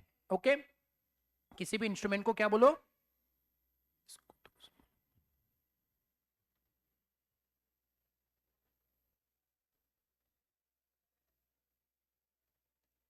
किसी भी इंस्ट्रूमेंट को क्या बोलो, इनलैंड इंस्ट्रूमेंट कहने के लिए दो क्राइटेरिया है। पहला सिचुएशन, ड्रॉन इन इंडिया। क्या दोनों कंडीशंस में ये कंडीशन कॉमन है? अरे हाँ कि ना, ड्रॉन इन इंडिया। इंस्ट्रूमेंट को इनलैंड इंस्ट्रूमेंट कहने के लिए दो सिचुएशंस है। इन दो सिचुएशंस में किसी भी इंस्ट्रूमेंट को इनलैंड इंस्ट्रूमेंट कहते हैं। पहला कंडीशन दोनों के अंदर सेम है कि वो इंडिया में बना होना चाहिए। अगर कोई भी इंस्ट्रूमेंट जो इंडिया के बाहर बना है, उसके आगे चाहे जो भी हो, उसको आप डायरेक्टली क्या कहेंगे, फॉरेन इंस्ट्रूमेंट। वो इंस्ट्रूमेंट इंडिया वाला नहीं है, इंडिया में बनना चाहिए। अगर इंडिया में नहीं बना है तो उसके आगे आपको चेक करना नहीं है। मैंने कहा instrument drawn in Singapore, payable in India, बताएंगे इनलैंड है कि फॉरेन है? इनलैंड, अरे पेएबल इन इंडिया, बनना बाहर है ना। आई बात समझ में? Instrument which is made in Varanasi, payable in Delhi, कौन सा इंस्ट्रूमेंट है? इनलैंड है। मैं क्या पूछ रहा हूं कि एक पहला कंडीशन आप चेक करिए कि इंस्ट्रूमेंट बना कहां पे। इंडिया में बना है तो आगे चेक करो, इंडिया में नहीं बना है तो डायरेक्ट फॉरेन बोल दो। बाद में फिर वो इंडिया में पेएबल है या पर्सन पे बना है मेरे को नहीं पता, इंडिया के बाहर बना है फॉरेन, इंडिया में बना है फिर चेक करो आगे। इंडिया में बना है इसका मतलब वो इनलैंड नहीं बनता है। इंडिया में बना है that does not mean it is only inland instrument. उसके लिए आगे कंडीशन चेक करनी है। इंडिया में बना है, आगे कंडीशन चेक करो। इंडिया के बाहर बना है, कंडीशन चेक करने का ही नहीं, डायरेक्ट फॉरेन बोलने का उसको, सही बात है। उसके बाद फिर बोलेंगे एंड, सही बात है। और दोनों में आएगा और, सर क्या लिख रहे हो एंड और? पहला सिचुएशन दोनों कंडीशन सेटिस्फाई होनी चाहिए, दूसरा सिचुएशन दोनों कंडीशन सेटिस्फाई होनी चाहिए। पहला कंडीशन दोनों सिचुएशन सेटिस्फाई होनी चाहिए, दूसरा कंडीशन दोनों सिचुएशन सेटिस्फाई होनी चाहिए, और दोनों में से कोई एक हो गया तो इनलैंड है। भाई और बहनों, क्या आपका, अरे क्लियर है क्या? पहले कंडीशन में दोनों सिचुएशन सेटिस्फाई होनी चाहिए, दूसरे कंडीशन में दोनों सिचुएशन सेटिस्फाई होना चाहिए, और दोनों में से कोई एक होगा तो इनलैंड माना जाएगा, सही बात है। तो पहला situation, instrument drawn in India, and दूसरा कंडीशन क्या है, पेएबल इन इंडिया। इंडिया में बना है, इंडिया में ही पेएबल है, भले किसी के ऊपर क्यों ना बनाए। दो ही कंडीशन। बाकी देखो, आपको कंफ्यूज करने के लिए बहुत ज्यादा और मसाला उसके अंदर डाला जा सकता है, लेकिन आपने दो ही चीज पे फोकस रखने का। अरे मछली की आंख, समझे क्या? कबूतर का आंख, कि ना। अर्जुन को दो बारी हमने टेस्ट किया है। पहली बारी जो वो फील्ड में प्रैक्टिस कर रहे थे और लोगों को बोल रहे थे भी क्या दिख रहा है, वो क्या बोल रहे, मेरे को टहनी दिख रही है, मेरे को पेड़ दिख रहा है, मेरे को पंछी दिख रहे हैं, सारे लोग बोल रहे हैं ना। लेकिन अर्जुन क्या बोल रहा है, मेरे को उस कबूतर का या जो भी है ना, क्या बोलते उसको, पोपट या जो भी है, उसका बस मेरे को आंख दिख रहा है। इसका मतलब हमारा एम क्लियर होना चाहिए। दूसरी बार कब आया, जब स्वयंवर की बारी आई, कि ना, तो उस केस में उसको क्या दिखा, उसको बस मछली का आंख दिखा ना, कि ना। दैट मीन्स हमका हमारा फोकस क्लियर है, आजू बाजू में टहनी है, पेड़ है, पंछी है, हवा चल रही है, लोग घूम रहे हैं। किस पे बनाया है, बराक ओबामा पे बनाया है, नरेंद्र भाई मोदी पे बनाया हुआ है, अमित जी के ऊपर बनाया हुआ है, शिंदे साहब पे बनाया हुआ है, अजित पवार के ऊपर बनाया हुआ है, मोहित सर पे बनाया है, स्वरूप सर पे बनाया है, स्वप्निल सर पे बनाया है, मामा पे बनाया है, मैम पे बनाया है, खुद पे बनाया है। मेरे को कुछ पता नहीं, मेरे को बस क्या पता है, इंडिया में बना है, इंडिया में पेएबल है। पहला कंडीशन वही है ना, इंडिया में बना है, इंडिया में पेएबल है, इंडिया में बना है, इंडिया में पेएबल है, तो वो क्या है, कम ऑन, इनलैंड इंस्ट्रूमेंट है। ये पहला कंडीशन, दोनों दोनों सेटिस्फाई होना चाहिए। दूसरा, इंडिया में बना है and which is drawn on person resident in India, चाहे पेबल कहीं भी क्यों ना हो, चाहे पेबल कहीं क्यों ना हो। एग्जाम्पल देखिए, पहले का एग्जाम्पल देखिए, एकदम short example. Instrument which is drawn in Varanasi and payable इन दिल्ली, बताएंगे कौन सा इंस्ट्रूमेंट है? अरे कौन सा इंस्ट्रूमेंट है? ये इनलैंड इंस्ट्रूमेंट है, सही बात है। Number 2, instrument which is drawn in Mumbai and payable in Washington। कौन सा इंस्ट्रूमेंट है? कौन सा इंस्ट्रूमेंट है? फॉरेन इंस्ट्रूमेंट है। Number 3, instrument which is drawn in Los Angeles, payable in Lucknow. कौन सा इंस्ट्रूमेंट है? इनलैंड। अरे पेबल इन लखनऊ, अरे पेबल इन लखनऊ ना, ड्रॉन आउटसाइड इंडिया, सही बात है। Number 4, instrument which is drawn in Singapore,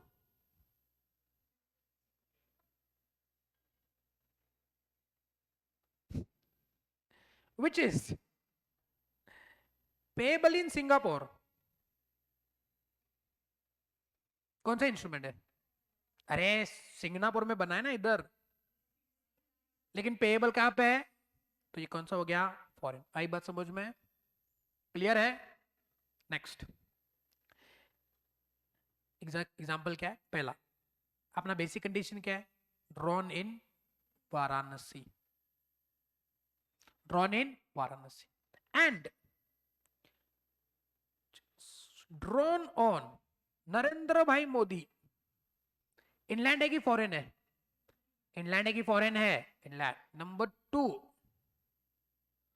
drone in USA, sorry drone in USA and drone on Narendra भाई मोदी।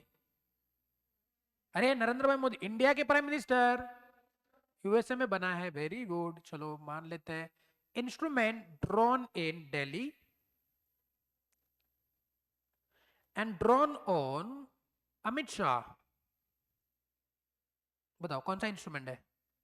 अरे इनलाइन इंस्ट्रूमेंट है, हाँ के ना। Next one, instrument which is drone in LA and drone on Amit Shah. Inland Amit Shah, अभी अमित शाह बोला तो inland बोला ना, लेकिन बना कहां पे है?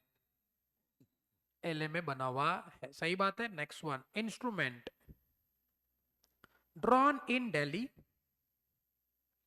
And drawn on Lionel Messi. कौन सा इंस्ट्रूमेंट है? इंग्लैंड। अरे दिल्ली में बना है, लेकिन किस पे बना है? मेसी इंडियन है क्या? वैसे हर एक फुटबॉलर यहाँ पे इंडिया में अपने आप को मेसी समझता है, लेकिन वो मेसी है नहीं। मेसी कहाँ का है पता नहीं, किस कंट्री, कौन सी कंट्री का है, लेकिन वो इंडिया में तो नहीं है। आई बात समझ में? तो वो क्या बन जाएगा? Foreign instrument. भाई यार बहनों, point is clear? Point is clear? Okay, इसको क्या बोलते हैं? Inland instrument. फटाफट इसको कॉपी करेंगे, फिर हम लोग आगे बढ़ेंगे।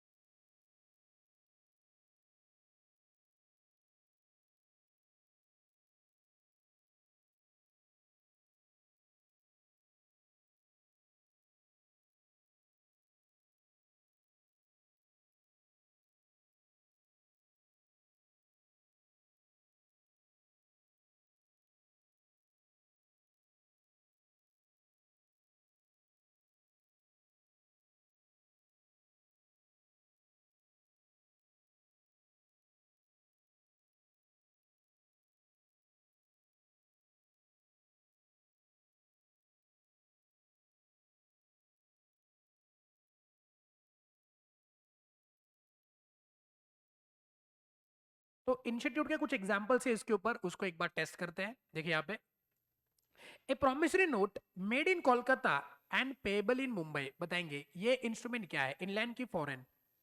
ये एक इनलैंड इंस्ट्रूमेंट है। क्यों? बिकॉज उसको बनाया कहाँ पे है? कोलकाता में, और पेबल कहाँ पे है? मुंबई में। सही बात है, तो आगे लिखेगा it is an inland instrument.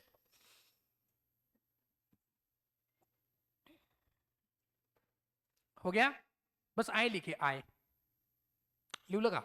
Next one, a bill is drawn in Varanasi on a person resident in Jodhpur although it is stated to be payable in Singapore. Payable कहां पे है? सिंगापुर में पेबल है, लेकिन उसको बनाया किसके ऊपर है?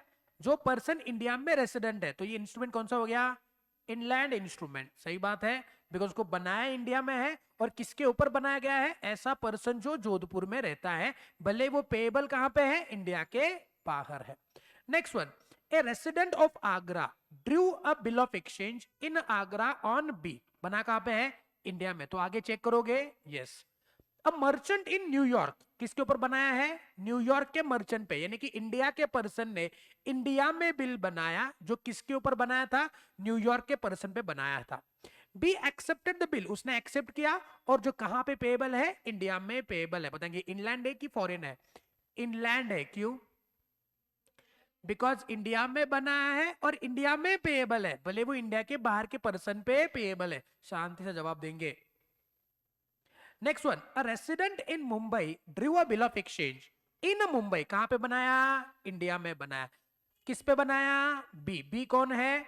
मथुरा का एक मर्चेंट है। बी ने एक्सेप्ट किया, लेकिन वो पेएबल कहां पे है? लंदन में पेएबल है। बताएंगे इनलैंड है कि फॉरेन है? इनलैंड है कि फॉरेन है? नलायको, इंडिया इनलैंड है। इंडिया में बनाया, इंडिया के पर्सन पे बनाया। कहां अक्ल बेच करके आगे रे? इंडिया में बनाया और इंडिया के पर्सन पे बनाया, तो वो क्या होता है? फॉरेन कहां से हो गया? कुछ समझो बात को, मेरे अक्ल के अंधो। सुनो, बेसिक कंडीशन सुनो। इंडिया में बनाया, इंडिया में पेएबल है, भले वो इंडिया के बाहर के पर्सन पे बनाया। क्या है? इंडिया में बनाया, इंडिया में पेएबल है, भले वो इंडिया के बाहर के पर्सन पे बनाया है। वो क्या है? इंडिया में बनाया, इंडिया के पर्सन पे बनाया, पेएबल आउटसाइड इंडिया। इनलैंड है कि फॉरेन है? ये बेसिक याद रखोगे। क्या बोला मैंने? इंडिया में बनाया, इंडिया में ही पेएबल है। कौन सा इंस्ट्रूमेंट है?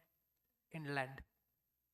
इंडिया में बनाया, इंडिया के पर्सन रेसिडेंट ऑफ इंडिया पे बनाया, पेएबल इंडिया के बाहर है। तो ये क्या था? है नालायक कही। If a bill of exchange mentioned in about two examples are endorsed in France, they will be remain inland। मतलब भले ही वो दो, उसको हमने क्या कर दिया? फॉरेन में एंडोर्स कर दिया, मतलब फॉरेन में पेएबल है। बेसिकली देखो क्या सीन है। ऐसा कोई बिल बनाया, drawn in India,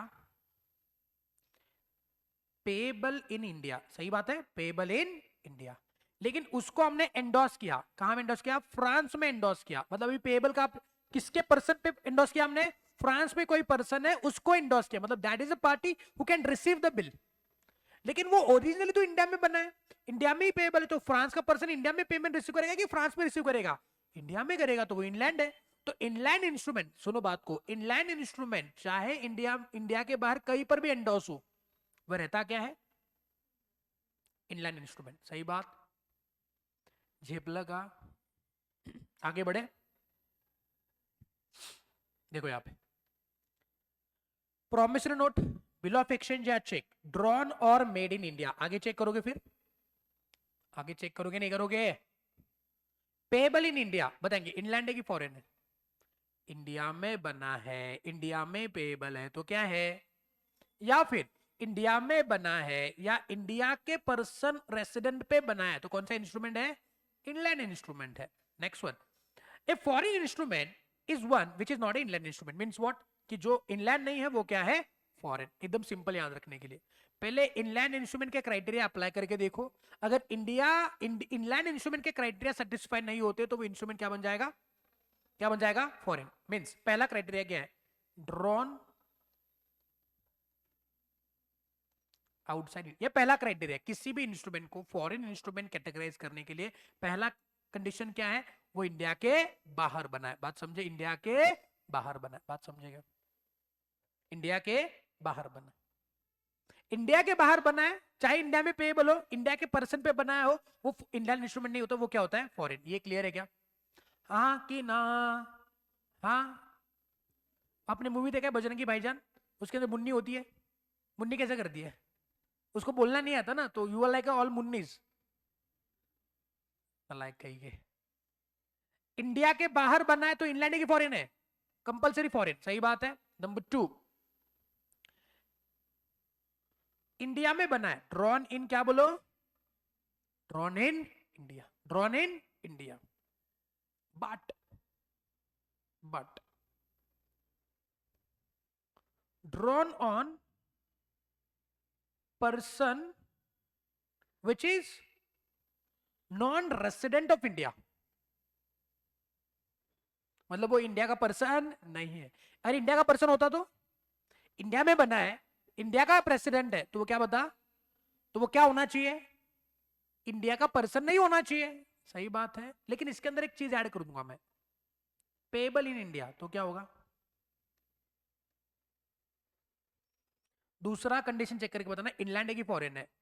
drawn in India, drawn on a person non resident of India, payable in India, ये इंस्ट्रूमेंट क्या है, इनलैंड इंस्ट्रूमेंट है, सही बात है। तो कंडीशन क्या होनी चाहिए, पेबल आउटसाइड इंडिया, तो वो क्या बन जाएगा, फॉरेन इंस्ट्रूमेंट बनेगा। ओके, बहुत कंफ्यूजन है ना ये फॉरेन वाला, तो इन शॉर्ट याद रखना, ये दो कंडीशन, सही बात है। अगर ये दो कंडीशन सेटिस्फाई नहीं होती है तो वो क्या बन जाएगा, फॉरेन। बाकी फॉरेन इंस्ट्रूमेंट को याद करने की गरज भी नहीं है। ऐसा इंस्ट्रूमेंट जो इनलैंड नहीं, वो क्या है, फॉरेन। बात समझे, तो इनलैंड इंस्ट्रूमेंट का मतलब क्या होता है, drawn in India, payable in India, drawn in India, drawn on person resident in India, payable चाहे दुनिया में कहीं पर भी हो। बात समझे, फिर उसके अंदर परम्यूटेशन कॉम्बिनेशन हो सकते हैं, आपने बेसिक फंडे पे लॉजिक पे फिक्स हो रहना है, drawn in India, payable in India, अगर है तो वो इंडियन है, चाहे वो बनाए किस पे है, इंडिया के बाहर के पर्सन पे है। बात समझेगा, पहले कंडीशन में क्लियर है क्या, चाहे मैंने इंस्ट्रूमेंट बराक ओबामा में बनाया हो या नरेंद्र मोदी पे बनाया हो, वो इंडिया में बना है, इंडिया में पेएबल है, तो वो इंग्लैंड है, चाहे मैंने नरेंद्र मोदी पे बनाया हो या बराक ओबामा पे बनाया हो, सही बात है। नंबर 2, इंडिया में बना है और इंडिया के पर्सन पे बना है, यानी कि मैंने इंडिया में बनाया, नरेंद्र मोदी पे बनाया, चाहे पेएबल इंडिया में हो कि इंडिया के बाहर हो, वो इंग्लैंड है। अगर इसमें से एक कंडीशन सेटिस्फाई नहीं होती है तो वो क्या बन जाएगा, फॉरेन बन जाएगा। भाई और बहनों, any doubt so far?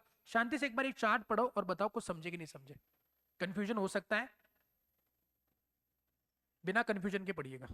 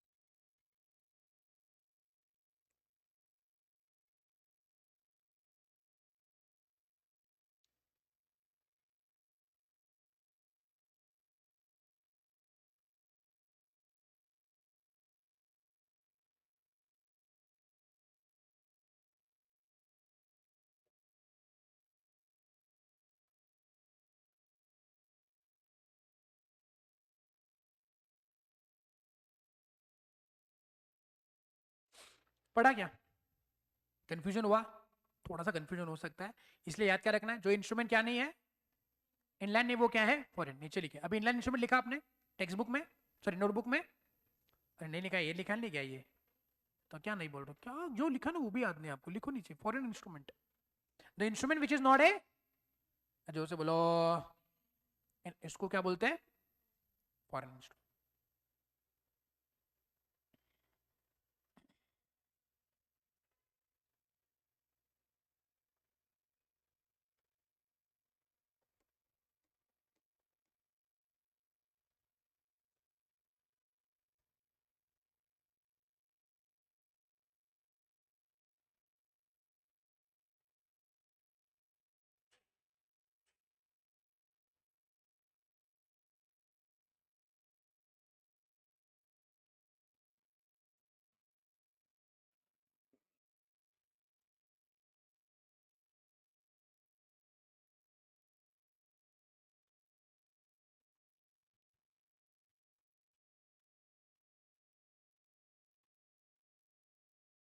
Is it over?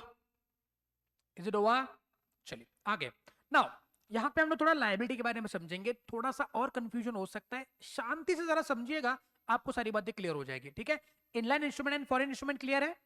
Now अगर मान लो आपका इंस्ट्रूमेंट इनलैंड है या फॉरेन है, तो फिर उसमें पार्टीज की लायबिलिटी अगर आ गई तो उसको कहां पे हम लोग जज करेंगे? मींस अगर मान लो इंलैंड इंस्ट्रूमेंट है तो हम इंडिया के कोर्ट उस डिसऑनर के केस में उस केस को हैंडल करेंगे, लेकिन अगर फॉरेन इंस्ट्रूमेंट है तो कौन से कोर्ट में जाके केस फाइल करेंगे? ये सवाल आएगा नहीं आएगा? हाँ कि ना? तो फिर वो केसेस कौन से कोर्ट में हैंडल किए जाएंगे या पार्टीज की लायबिलिटी कौन से लॉज के हिसाब से जज होगी, वो यहाँ पे दिया हुआ है। थोड़ा सा सजग होकर के स्ट्रेट बैठेंगे, एकदम स्ट्रेट, एकदम स्ट्रेट, मुंडी मुंडी झटको, मुंडी मुंडी झटको, ध्यान दो। In the absence of the contract to the country, means what, कि अगर मान लो कॉन्ट्रैक्ट के अंदर कुछ लिखा हुआ नहीं है, then the liability of the maker, maker मतलब किसका मेकर, या फिर ड्रोवर, ड्रोवर मतलब ऑफ द प्रोमिसरी नोट। सारे प्रोमिसरी नोट की बात कर रहे हैं, सही बात है, चाहे मेकर हो चाहे ड्रोवर, किसका? प्रोमिसरी नोट का। और द बिल ऑफ एक्सचेंज और द चेक, अब बिल ऑफ एक्सचेंज और चेक में कौन होगा? ड्रोवी, सही बात है, अरे हाँ कि ना?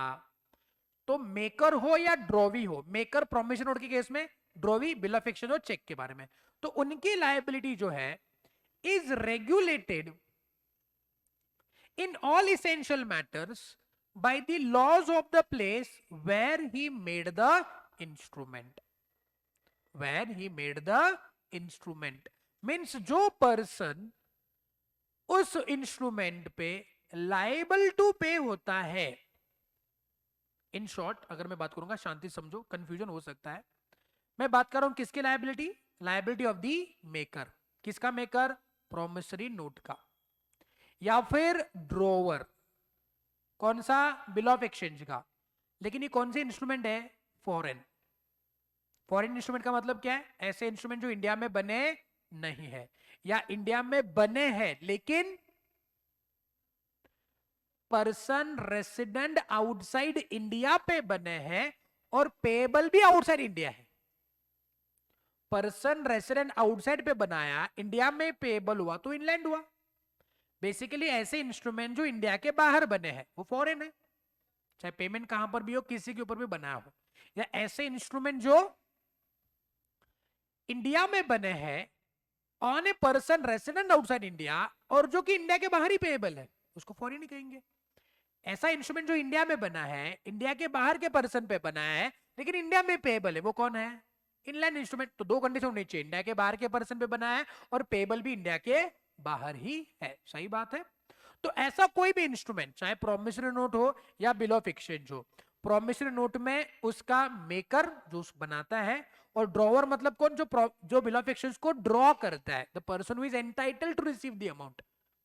तो फॉरेन प्रोमिसरी नोट हो या फॉरेन बिल ऑफ एक्सचेंज हो, उसका मेकर या उसका ड्रॉवर, उसकी लायबिलिटी कौन से कंट्री के हिसाब से होगी? जहां पे वो बनाया गया है, जहां पे वो बनाया गया है। For example, a promissory note which is drawn in USA, promissory note which is drawn in USA, तो बताएंगे इसका जो मेकर है, maker means the person who is liable to pay, उसकी लायबिलिटी कौन से कंट्री से आएगी? उसकी लायबिलिटी कौन से कंट्री के लॉज के हिसाब से जज होगी?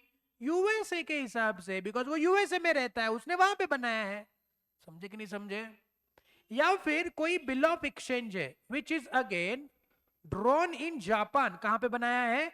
जापान, तो उसका ड्रॉवर जो होता है, वो इस ड्रॉवर जो उसको बनाता है, जो पर्सन रिसीव करने का अथॉरिटी रखता है, लायबल नहीं, ड्रॉवी नहीं, ड्रॉवर, मैं बना रहा हूं आपके ऊपर, तो मैंने अगर जापान में बनाया है तो मेरी लायबिलिटी कौन से कंट्री के हिसाब से आएगी? जापान के हिसाब से। इन शॉर्ट, अगर कोई फॉरेन इंस्ट्रूमेंट है तो उसकी लायबिलिटी वो इंस्ट्रूमेंट जहां पे बनाया है उस कंट्री के लॉ के हिसाब से बनेगी जिसने उसको बनाया है।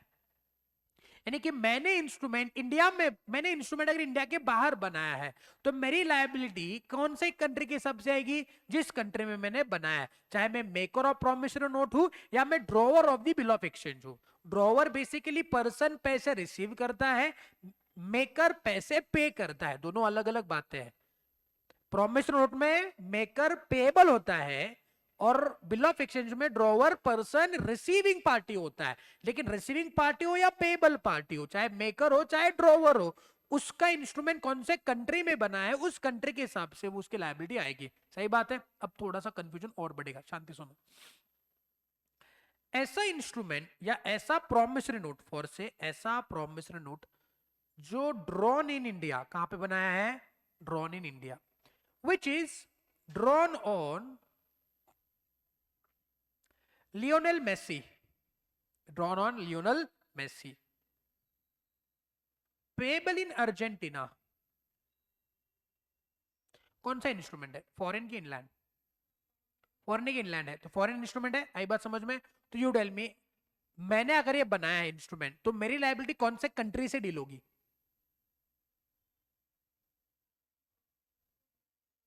मेरी लायबिलिटी कौन से कंट्री से डील होगी, इंडिया के अर्जेंटीना,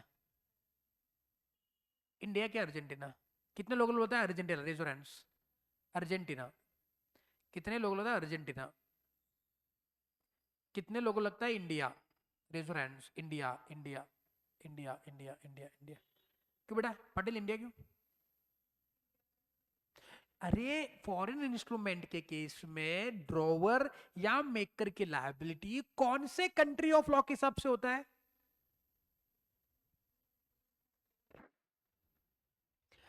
फॉरेन इंस्ट्रूमेंट के केस में मेकर या ड्रॉवर की लायबिलिटी कौन से कंट्री के लॉ के हिसाब से बनता है, जिस कंट्री में वो बना है। अब ये इंस्ट्रूमेंट कहां बना है तो कौन से लॉ के हिसाब से होएगा, इंडिया के लॉ के हिसाब से होएगा। सही कि गलत? फॉरेन है मतलब फॉरेन लॉ अप्लाई करने का नहीं, देखने का कौन से कंट्री में बना है। ऊपर वाले केस में कहां बना था, यूएसए, तो कौन से कंट्री में आएगा, यूएसए। कौन से कंट्री में बना था तो कौन से कंट्री से आएगा, कौन से कंट्री में बना है तो कौन से कंट्री के हिसाब से आएगा, इंडिया। सही कि गलत? किसकी लायबिलिटी की बात करी हमने,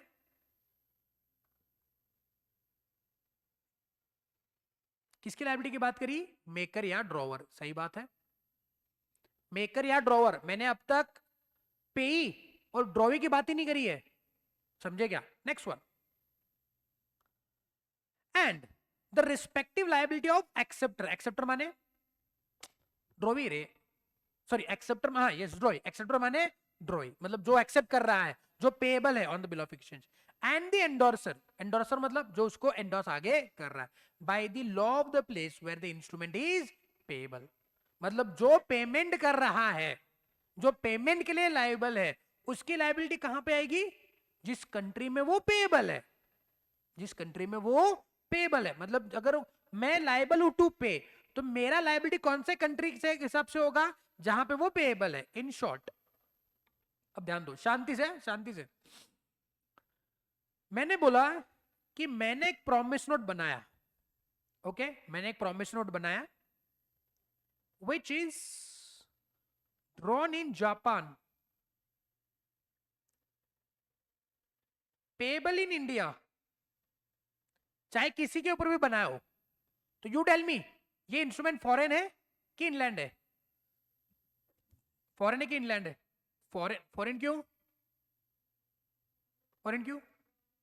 ड्रॉन इन जापान ना, इंडिया के बाहर बना है, तो आगे चेक करना है क्या, नहीं वो क्या बन गया, कम ऑन, अरे क्या बन गया, फॉरेन। सही बात है। अगर फॉरेन इंस्ट्रूमेंट है तो यू टेल मी, इस प्रॉमिस नोट का ड्रॉवर कौन है, मेकर कौन है, इस प्रॉमिस नोट मेकर मैं हूं ना, मैं हूं ना, तो मेकर, मेकर की लायबिलिटी कौन से कंट्री के हिसाब से होगी, मेकर की लायबिलिटी कौन से कंट्री के हिसाब से होगी, जापान। सही बात है, जापान। सही बात है, सही बात है।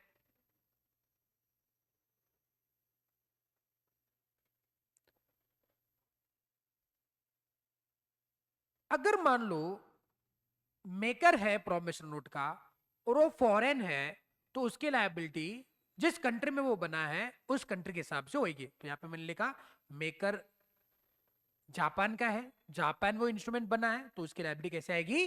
जापान से आएगी। दूसरा सिचुएशन, सुनिए बात को शांति से, सिचुएशन नंबर 1। सिचुएशन नंबर 2, अगर मान लो एक बिल ऑफ एक्सचेंज है, एक बिल ऑफ एक्सचेंज है which is drawn in Japan, which is payable in India, payable in India, and drawn on Narendra भाई मोदी। इनलैंड है कि फॉरेन है? अरे इनलैंड है कि फॉरेन है? तो बोलो ना, ये कौन सा इंस्ट्रूमेंट है? बताएंगे। इसके अंदर ड्रॉवर कौन है? ड्रॉवर कहां का है? तो उसकी लायबिलिटी कौन से कंट्री से आएगी? और बताएंगे यहाँ पे एक्सेप्टर कौन है या ड्रॉवी कौन है? ड्रॉवी कौन है? नरेंद्र भाई मोदी। उसकी लायबिलिटी कौन से कंट्री के हिसाब से आएगा? इंडिया। आई बात समझ में? क्यों? बिकॉज नरेंद्र भाई मोदी इंडिया के, पेएबल इन इंडिया है। आई बात समझ में? अगर मान लो ये पेएबल होता सिंगापुर में, तो कहां पे आता? सिंगापुर में आता। भाई और बहनों, point is clear? Point is clear?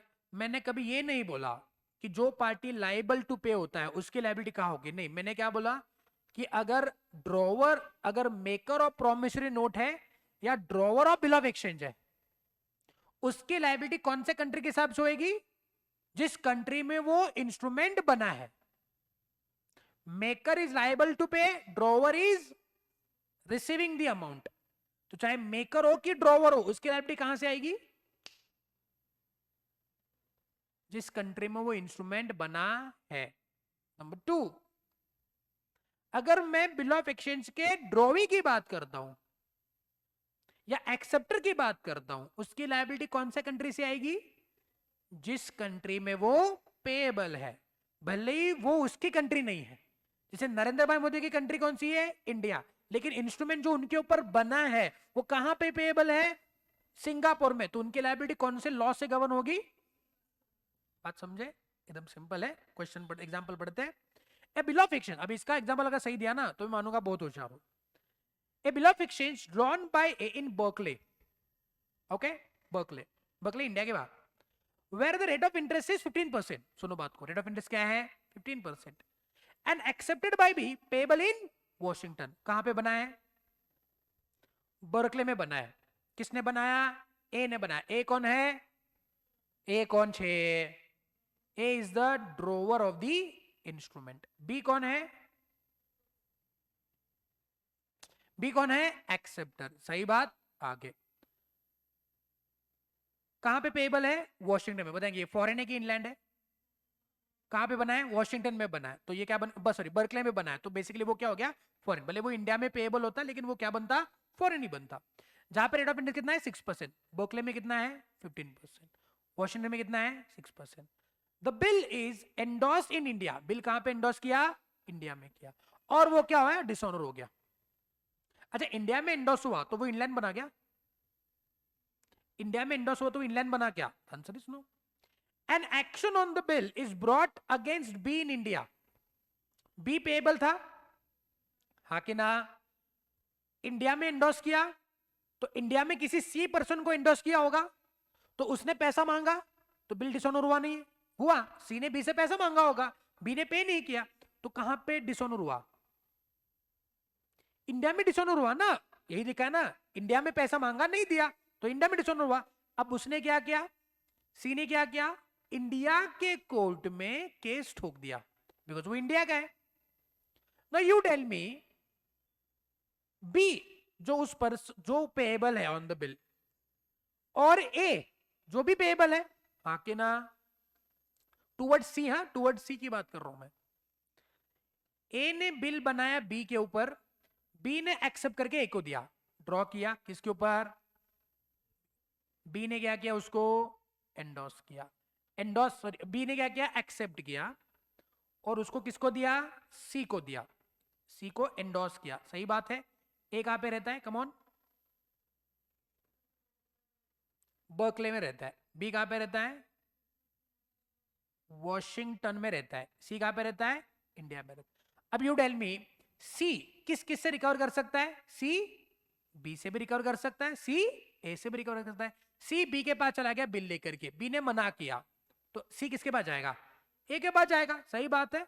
तो आपको बताना है कि अगर ये फॉरेन इंस्ट्रूमेंट है तो ए पे केस ठोका तो कितना परसेंट पे करेगा, और बी पे केस ठोका तो बी कितने परसेंट से वो इंटरेस्ट पे करेगा।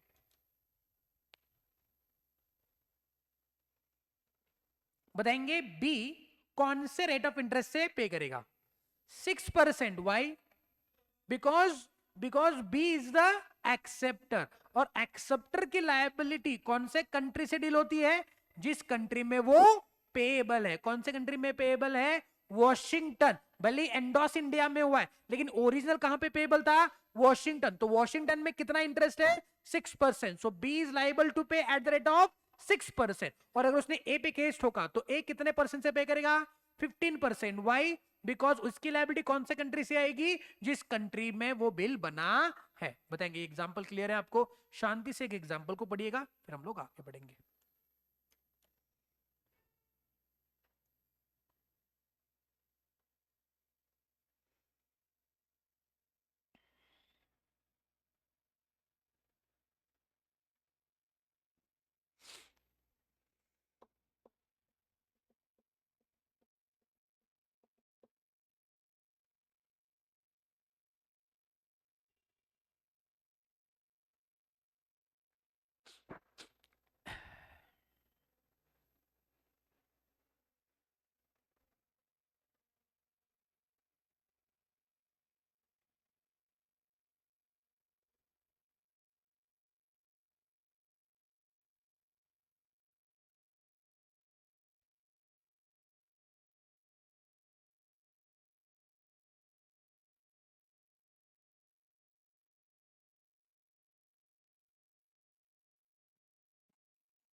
Is it over, is it over.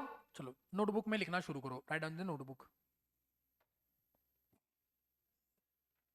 Notebook लिखो, liability of the maker oblique drawer.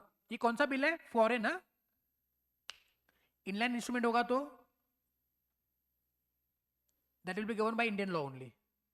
Foreign होगा तो ये अप्लाई करना है, इंडियन है तो इंडिया के लॉ ही अप्लाई करेंगे ना उसके ऊपर, चाहे कहीं भी पे बोलो कुछ भी हो, वो इंडिया में बना है तो इंडिया का लॉ अप्लाई करेगा। हम बात करें किसकी, फॉरेन बिल की बात करें, सही बात है। तो लिखिए, लाइबिलिटी ऑफ द मेकर और drawer of the foreign bill, liability of the maker और drawer of the foreign bill.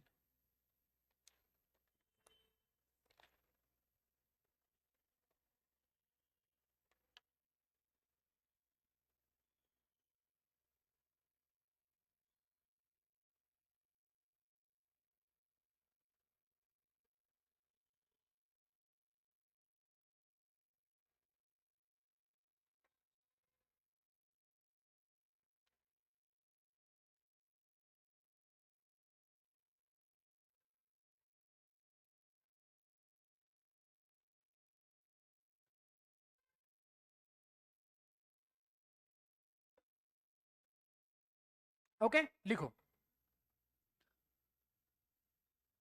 in case of the foreign bill, in case of the foreign bill, oblique promissory note, oblique promissory note, oblique promissory note,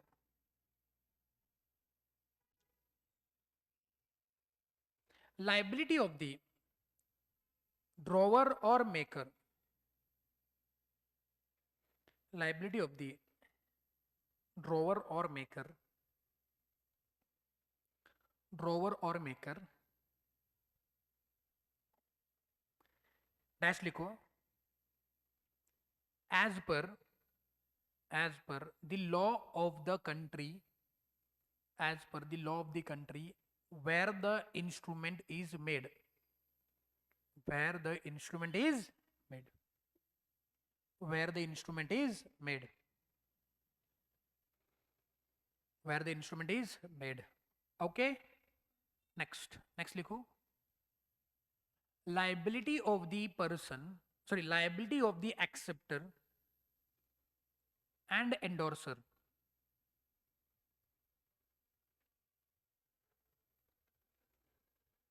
Liability of the acceptor or endorser, dash करके लिखो, dash, as per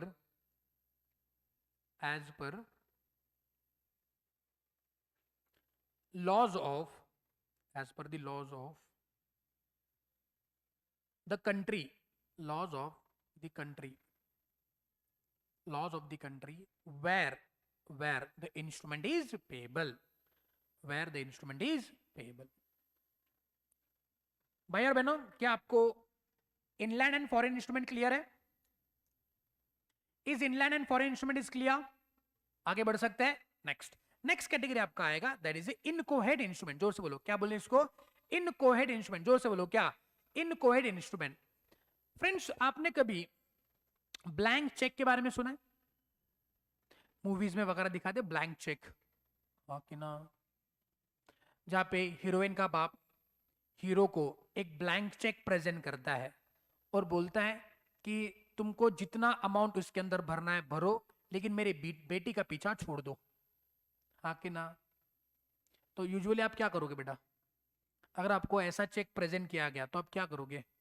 check भरोगे या फिर check को ठुकरा दोगे?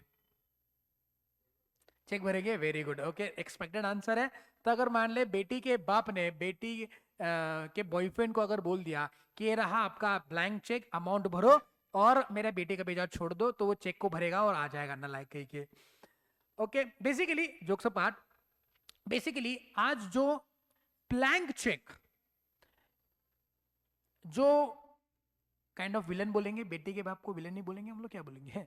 तो villain ने अगर हीरो को प्रेजेंट किया है कि यार आप ब्लैंक चेक जितना अमाउंट चाहिए उतना भरो, इसको हम लोग इनकोहेट इंस्ट्रूमेंट कहेंगे। क्या कहेंगे? इनकोहेट। मतलब क्या? ऐसा इंस्ट्रूमेंट जो क्या है, बोलो, जो क्या है? इनकम्प्लीट है। ओके, ऐसा इंस्ट्रूमेंट जो इनकम्प्लीट है। किसी भी इंस्ट्रूमेंट को आज ऑपरेशन में लेके आने के लिए उस इंस्ट्रूमेंट के सारे डिटेल्स को कंप्लीट भरना होगा। अगर आप किसी भी इंस्ट्रूमेंट के ऊपर कुछ डिटेल्स को पूरा नहीं भरते हो, इनकम्प्लीट भरते हो, तो उस इंस्ट्रूमेंट को हम इनकोहेट इंस्ट्रूमेंट कहते हैं। जैसे कि आपने अमाउंट नहीं लिखा, या आपने डेट ऑफ इंस्ट्रूमेंट नहीं लिखा, या आपने पार्टी का नाम नहीं लिखा, तो उस इंस्ट्रूमेंट को हम इनकोहेट इंस्ट्रूमेंट कहेंगे। Blank cheque is a classic example of, क्या बोलो? इनकोहेट इंस्ट्रूमेंट। सही बात है। अब आपको मैंने चेक दिया, ठीक है, तो आप उसमें कितना अमाउंट भरोगे? कितना अमाउंट भरोगे? यूजुअली कितना अमाउंट भरोगे? 10 करोड़ भरोगे? अच्छा, प्यार की कीमत 10 करोड़ है? अरे वो जितना चाहे उतना भर सकता है ना, हाँ कि ना? और अगर मान लो ये चेक बाउंस हुआ तो 130 का पेनल्टी ठोकेंगे, अरे हाँ कि ना? यस। हाँ, चेक के ऊपर तो हम जितना चाहे अमाउंट उतना लिख सकते हैं। इमेजिन करो ये बिल ऑफ एक्सचेंज है। ये क्या है बोलो? बिल ऑफ, जोर से बोलो, क्या है? Bill of exchange. इमेजिन करो ये क्या है? Come on, bill of exchange.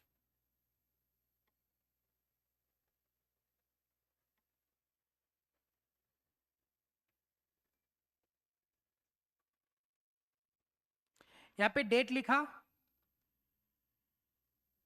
यहां पे लिखा 2 months after the date pay me और my order sum of rupees so and so. Date नहीं लिखा, ड्रॉवर ने साइन किया, एक्सेप्टर ने भी साइन किया, सही बात है, और मस्त लगा दिया स्टैंप। स्टैंप लगना चाहिए ना, हाँ कि ना? तो आप मुझको बताएंगे ये इंस्ट्रूमेंट इनकोहेट इंस्ट्रूमेंट है या नहीं? ये इंस्ट्रूमेंट इनकोहेट इंस्ट्रूमेंट है या नहीं है? हाँ कि ना? ए ड्रॉवर है, बी एक्सेप्टर, यानी कि बी इज लाइबल टू पे। अब आप मुझको बताएंगे बी ने ऐसा blank bill of exchange sign करके दिया, तो ए उस पे कितना अमाउंट भरेगा? चेक के केस में तो कितना भी भर सकता है, ए अमाउंट कितना भरेगा, जितना हो जाता है उतना।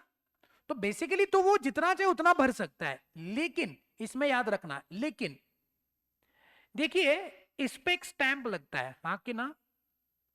बिना स्टैंप का बिल ऑफ एक्सचेंज वैलिड होता है क्या, होता है क्या, नहीं।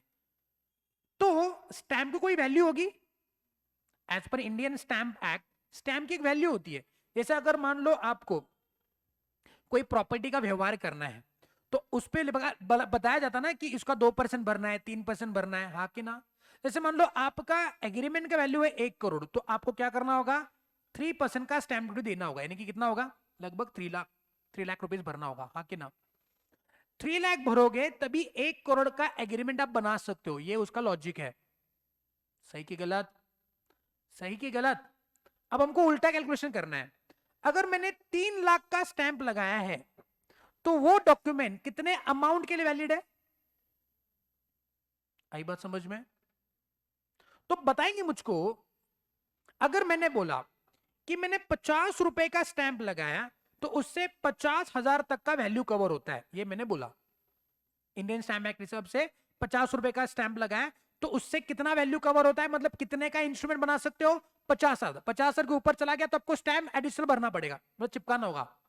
मतलब इन शॉर्ट गवर्नमेंट को टैक्स पे कर रहा हूं कि 50,000 के इंस्ट्रूमेंट के लिए 50 रुपए का स्टैंप लगता है। तो आपने यहां पे मान लो 50 रुपए के गांधी जी चिपका दिए। तो आप मुझको बताना आज इस इंस्ट्रूमेंट पे कितना अमाउंट डाल करके रिकवर कर सकता है। अभी तो बोला कितना भी कर सकते हो। मान लो मैंने यहां पे 1 लाख रुपए लिखा, कैन आई रिकवर 1 लाख रुपी, कितना रिकवर करेंगे, the amount which is covered by the stamp only. तो अगर इनकोहेड इंस्ट्रूमेंट है, इनकोहेड इंस्ट्रूमेंट है और प्रोमिसरी नोट है या बिल ऑफ एक्सचेंज है, इनकोहेड इंस्ट्रूमेंट है, इसमें अमाउंट नहीं लिखा है, जिस पे स्टैंप लगा हुआ है, तो होल्डर, होल्डर मतलब जिसके पास वो इंस्ट्रूमेंट है, वो उस इंस्ट्रूमेंट पे कितना रिकवरी कर सकता है, जितना अमाउंट उस स्टैंप से कवर्ड है। 50 रुपए का स्टैंप लगा है और 50 रुपए लिखा है, तो 50,000 तक, 10,000 बोलो, 20,000 बोलो, 30,000, 40, 50,000, कितना भी लिखो।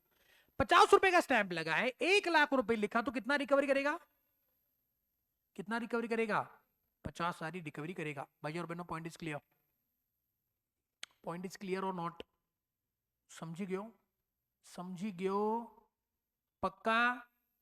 लेकिन चेक के केस में, चेक में तो स्टैंप लगता ही नहीं है, तो इसलिए वहां पे तो ये ड्रॉबैक है चेक का, उसमें स्टैम्प नहीं लगता है, तो अमाउंट स्पेसिफाई नहीं हो सकती, जितना चाहे रिकवर कर सकते हैं। इसको बोलते हैं inquired instrument. Basically what is inquired instrument, ऐसा इंस्ट्रूमेंट जिसके अंदर कुछ डिटेल्स क्या है, मिसिंग है या इनकम्प्लीट है, उसको बोलते हैं क्या, इनकोहेड इंस्ट्रूमेंट। जैसे कि अमाउंट नहीं लिखा है, पार्टी का नाम नहीं लिखा है, या फिर डेट नहीं लिखा है।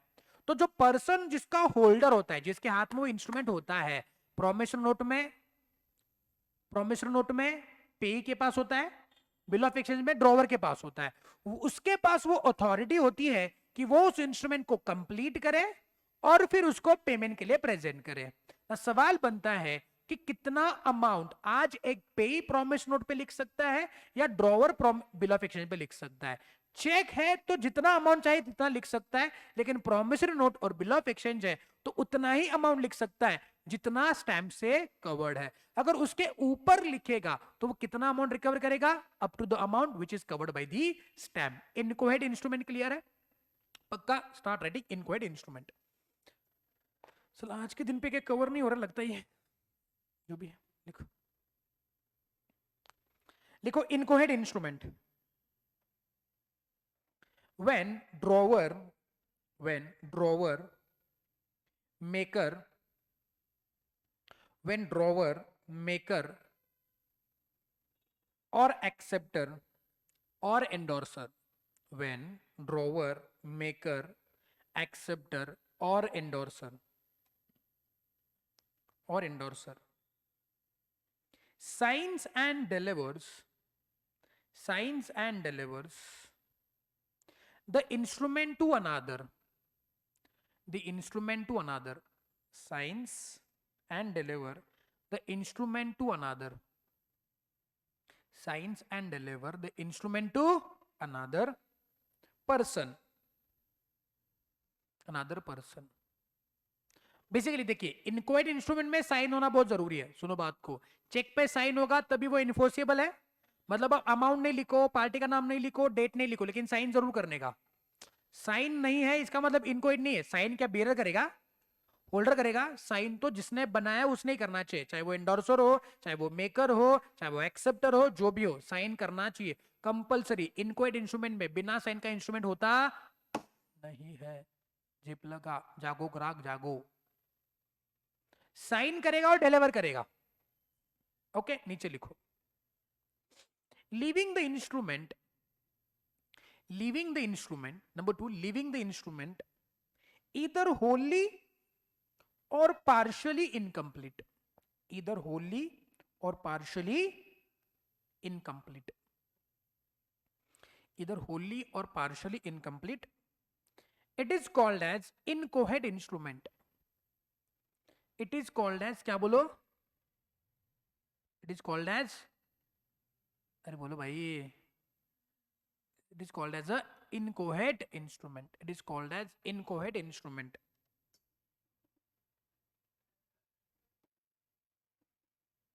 Next one, the holder of the instrument, the holder of the instrument, the holder of the instrument having right, having right, having right to complete the instrument, to complete the instrument and enforce it, to complete the instrument and enforce it.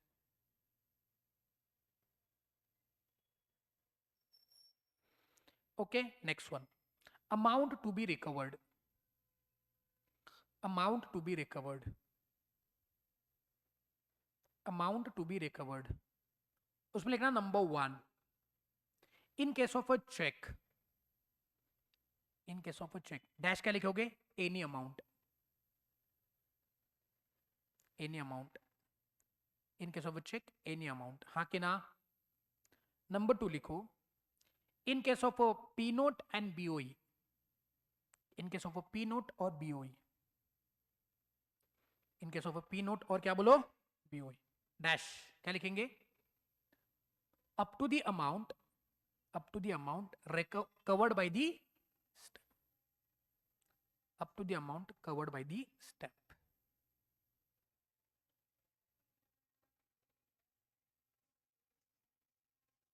मेरी बात समझे? अरे clear छे? Okay चलिए, अभी एक ambiguous instrument का और negotiation of the negotiable instrument, ये 2 पॉइंट पेंडिंग है। मैं उसको 10 मिनट में भी खत्म कर सकता हूँ, लेकिन नहीं करूंगा बिकॉज इंपॉर्टेंट है, अंडरस्टैंडिंग होना चाहिए। आई जस्ट चेक कि आज शाम को अगर अगर टाइम स्लॉट अवेलेबल हो रहा है तो एक आधे घंटे का डिस्कशन बचा हुआ बस, तो आधे घंटे का डिस्कशन कर लेंगे, अगर नहीं तो फिर मंडे को आधे घंटे के अंदर उसको खत्म कर देंगे। I was about to finish today, मैं प्लान कर रहा था आज फिनिश करूं, लेकिन नहीं हुआ आज फिनिश, 2 ही पॉइंट बचे हुए, आधे घंटे का डिस्कशन बस बचा हुआ है। अगर शाम को स्पेस अवेलेबल होगा मुझको तो शाम को करेंगे, अदरवाइज फिर मंडे को डिस्कस कर लेंगे। कल लेने वाले, लेकिन कल अपना फंक्शन है, फेलिसिटेशन का फंक्शन है, तो इसलिए कल लेक्चर नहीं हो सकता है। शाम को या फिर मंडे को हम लोग कवर कर लेंगे, आधे घंटे का डिस्कशन चलेगा। ओके चलो, थैंक यू सो मच, मिलते हैं नेक्स्ट सेशन पे, bye bye and have a nice day. Online students bye bye, have a nice day, मिलते हैं नेक्स्ट सेशन के अंदर।